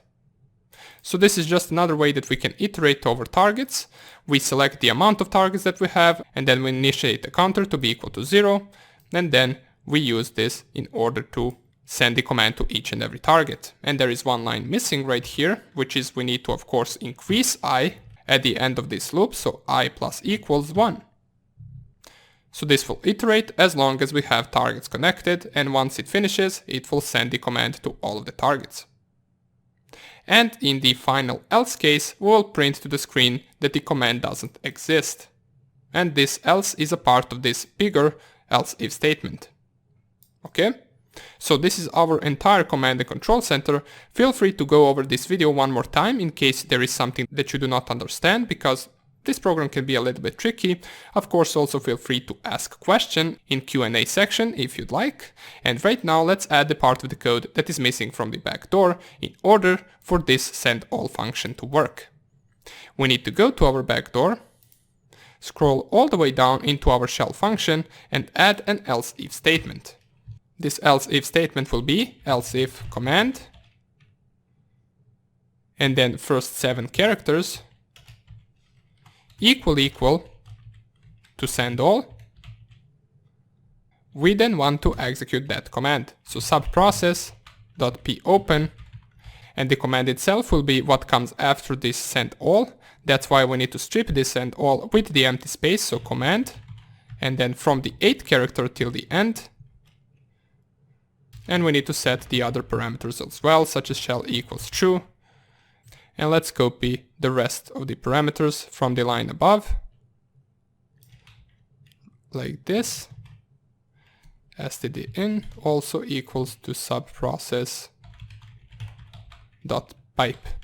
Okay, so these two lines are basically the same, just in this line where we use the send all command, we strip the first 8 characters, and we also don't store it anywhere as we do inside of this statement right here where we want to execute it. Since we are not really returning any output, that's why we don't need to store it. We only want to execute that command. Okay, so now that everything is set to go, in the next video we're going to perform the final test of our backdoor and our command and control center and see how they all work together. Okay? Thank you for watching, and I will see you in the next lecture. Bye! Hello everybody, and welcome to our final test of our backdoor and command and control center. Now what I did for this lecture, I installed Windows 7 virtual machine that I'm going to test with my Windows 10 virtual machine. I compiled the backdoor, made it look like an image, copied it to the desktop on my Windows 10 machine, and I also copied it to the desktop of my Windows 7 machine. Now we're going to test these two programs together and see whether we can accept both of the connections to our command and control center at the same time. I haven't tested it before, so let's see whether it will work. If there are some errors, we're going to fix them. Let's first run the command and control center, go to your Kali Linux, go to your backdoor project and type python 3 command and control.py. It says waiting for the incoming connections, so let's go and run the first program, which is going to be on the Windows 7 machine. Now, in case you don't have two Windows machines, I will make sure to link in the resources a tutorial on how to install Windows 7 virtual machine. Then you can create two virtual environments running Windows and you can test your command and control center with the backdoor. Now let's run this program. I double click on run. It will open up an image. Everything seems to work correctly, nothing else is being opened up than this image. Let's go back to Kali Linux and see whether we got the connection. We're still waiting for the connection, but that is because of that 20 seconds timeout, so let's just wait a few more seconds and the connection should pop up right here. Okay, so here it is. We got the message 192.168.1.6 has connected. Now, if we try to run the command, for example, targets, which is the command in order to list all of the available sessions, we only have one session. Now let's see whether we can enter this session and execute commands there.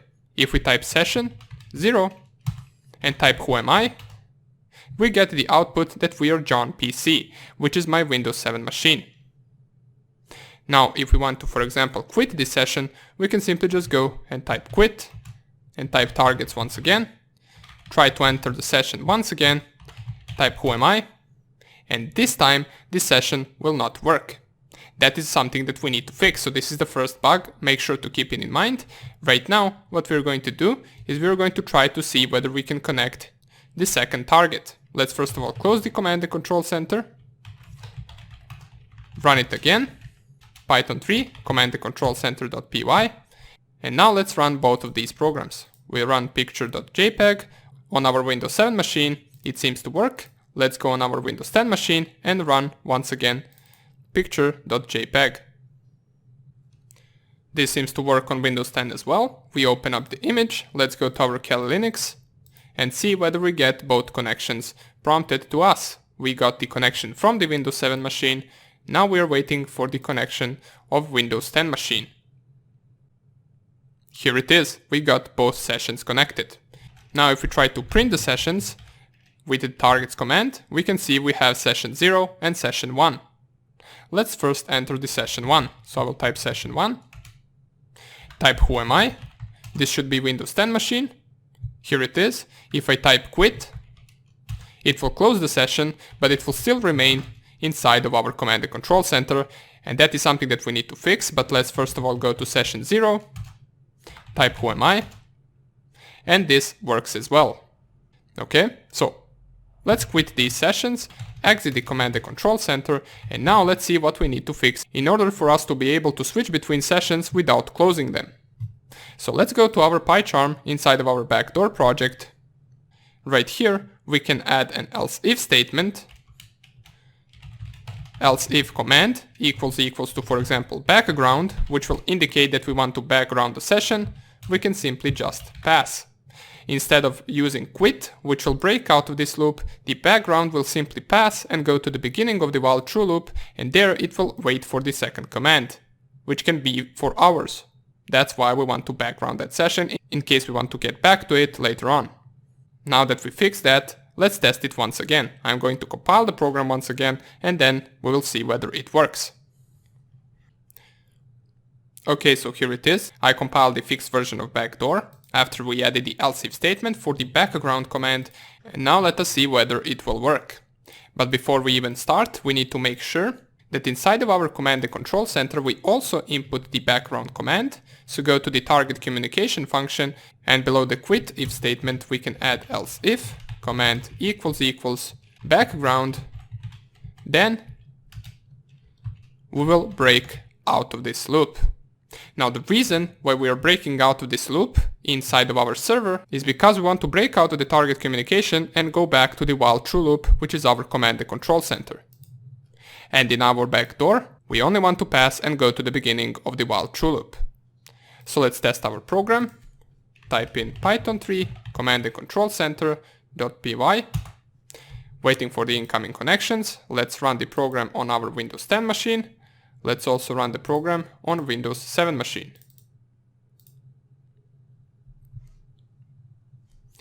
Here on Windows 7 we got the image open. Let's close it right here. And on our Windows 10 machine we also got the image open, and let's close it right here. What we are interested in is whether we got the connections on our command and control. Let's wait for just a few seconds and see whether we get the connections. Okay, so here is the first one. And here is the second connection. Both of our machines have connected to our command and control. Now let's see whether we can switch between those two sessions. If I type targets command, we will get all of our available sessions with their ID. Let's enter session 1. Type who am I. We are the John PC, so this is Windows 7. And now if I type background, it will return me to the command and control. And if I type session once again, or targets, pardon me, if we type targets once again, and we want to enter back to our Windows 7 machine and enter session 0 once again, type who am I, we can still execute the command. So we can switch between two different sessions. We can background this one and go into session with Windows 10 machine. If I type who am I, now we get the output for Windows 10 machine, and we can go back and forth as long as we want. We can also execute other commands, such as for example screenshot, which we implemented into our backdoor. Once we enter the screenshot for our Windows 10 machine, we can then background it, clear the screen, and go back to the machine of Windows 7 and execute the screenshot there as well, if we want. Okay, so now that we see that we can navigate between different sessions, let us see whether we can send the same command to both of the machines. If I type send all, and I want the command to be make dir test. What this command will do is it will create a directory or folder on both of the machines called test. If I type enter, we will get the output that to both of the machines the command has been sent. So let's check it out. We first of all go to Windows 7 machine. Let's refresh right here for some reason. we don't get the test directory. Let us first see on our Windows 10 machine. For some reason this doesn't seem to work. Let's refresh and give it another try. Let's type right here.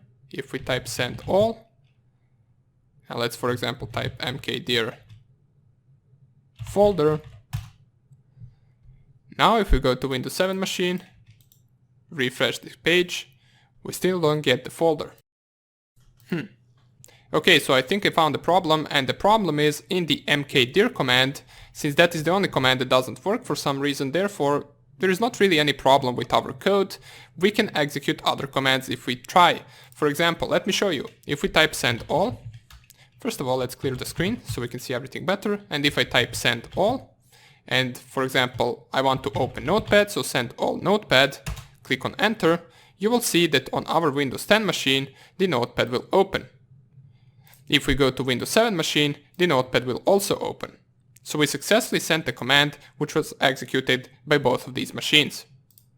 Now if I for example want to attack with a DDoS some website, I could either upload a file and run that file on all of the machines with this command, or I can simply just send all the command to ping. And let's say for example we want to ping our Cal Linux machine, and that's why I started my Wireshark to show you the ICMP packets. The goal here is to get the ICMP packets from both Windows 7 and Windows 10 machines. If we do get from both of those machines, that means we successfully pinged from all of our targets that are connected.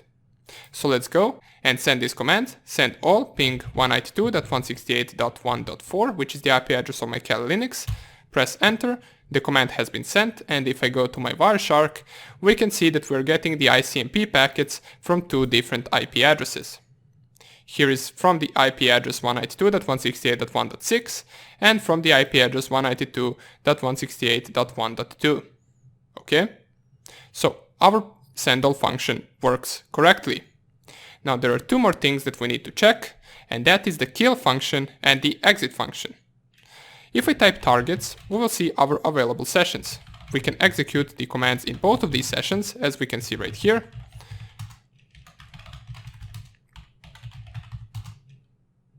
But what if, for example, I want to kill session 0? I want to kill the session with Windows 7 machine. Well, I can simply just type kill and then 0, which is the ID session of our Windows 7 machine. Press enter, and if I type targets once again, right now I will only have one session left. And that session will be the session with my Windows 10 machine. And you will notice that right now the Windows 10 machine will become session with the ID 0. So we can no longer access it with ID 1, we right now access it with ID 0. So let's try it. If I type session 0, type who am I, it is no longer Windows 7 machine since we deleted it and removed it from our sessions, it is Windows 10 machine. Okay? So that one works as well. Let's background it. And now let's try the last command, which is the exit command. If I type exit, we successfully exit our command and control center, so everything works correctly. We have a server that can accept multiple connections, that can send one command to all of the target systems that will execute them simultaneously. We can switch between different sessions and communicate with each and every target as we like, so we accomplished our goal. This project by far is the hardest project where we code our threaded server, because it might actually take some time for you to understand all the code. But don't worry, you can go over the videos one more time and you will understand it a whole lot better. You also have the code at the end of the lecture, so you don't need to code it yourself. You can simply just download the code and follow along the tutorials as I explain what each and every line do. In case next to all of that you have any other questions regarding the code, feel free to post them in the Q&A section. Okay? So, thank you for watching this project, and I will see you in the next lecture. Bye!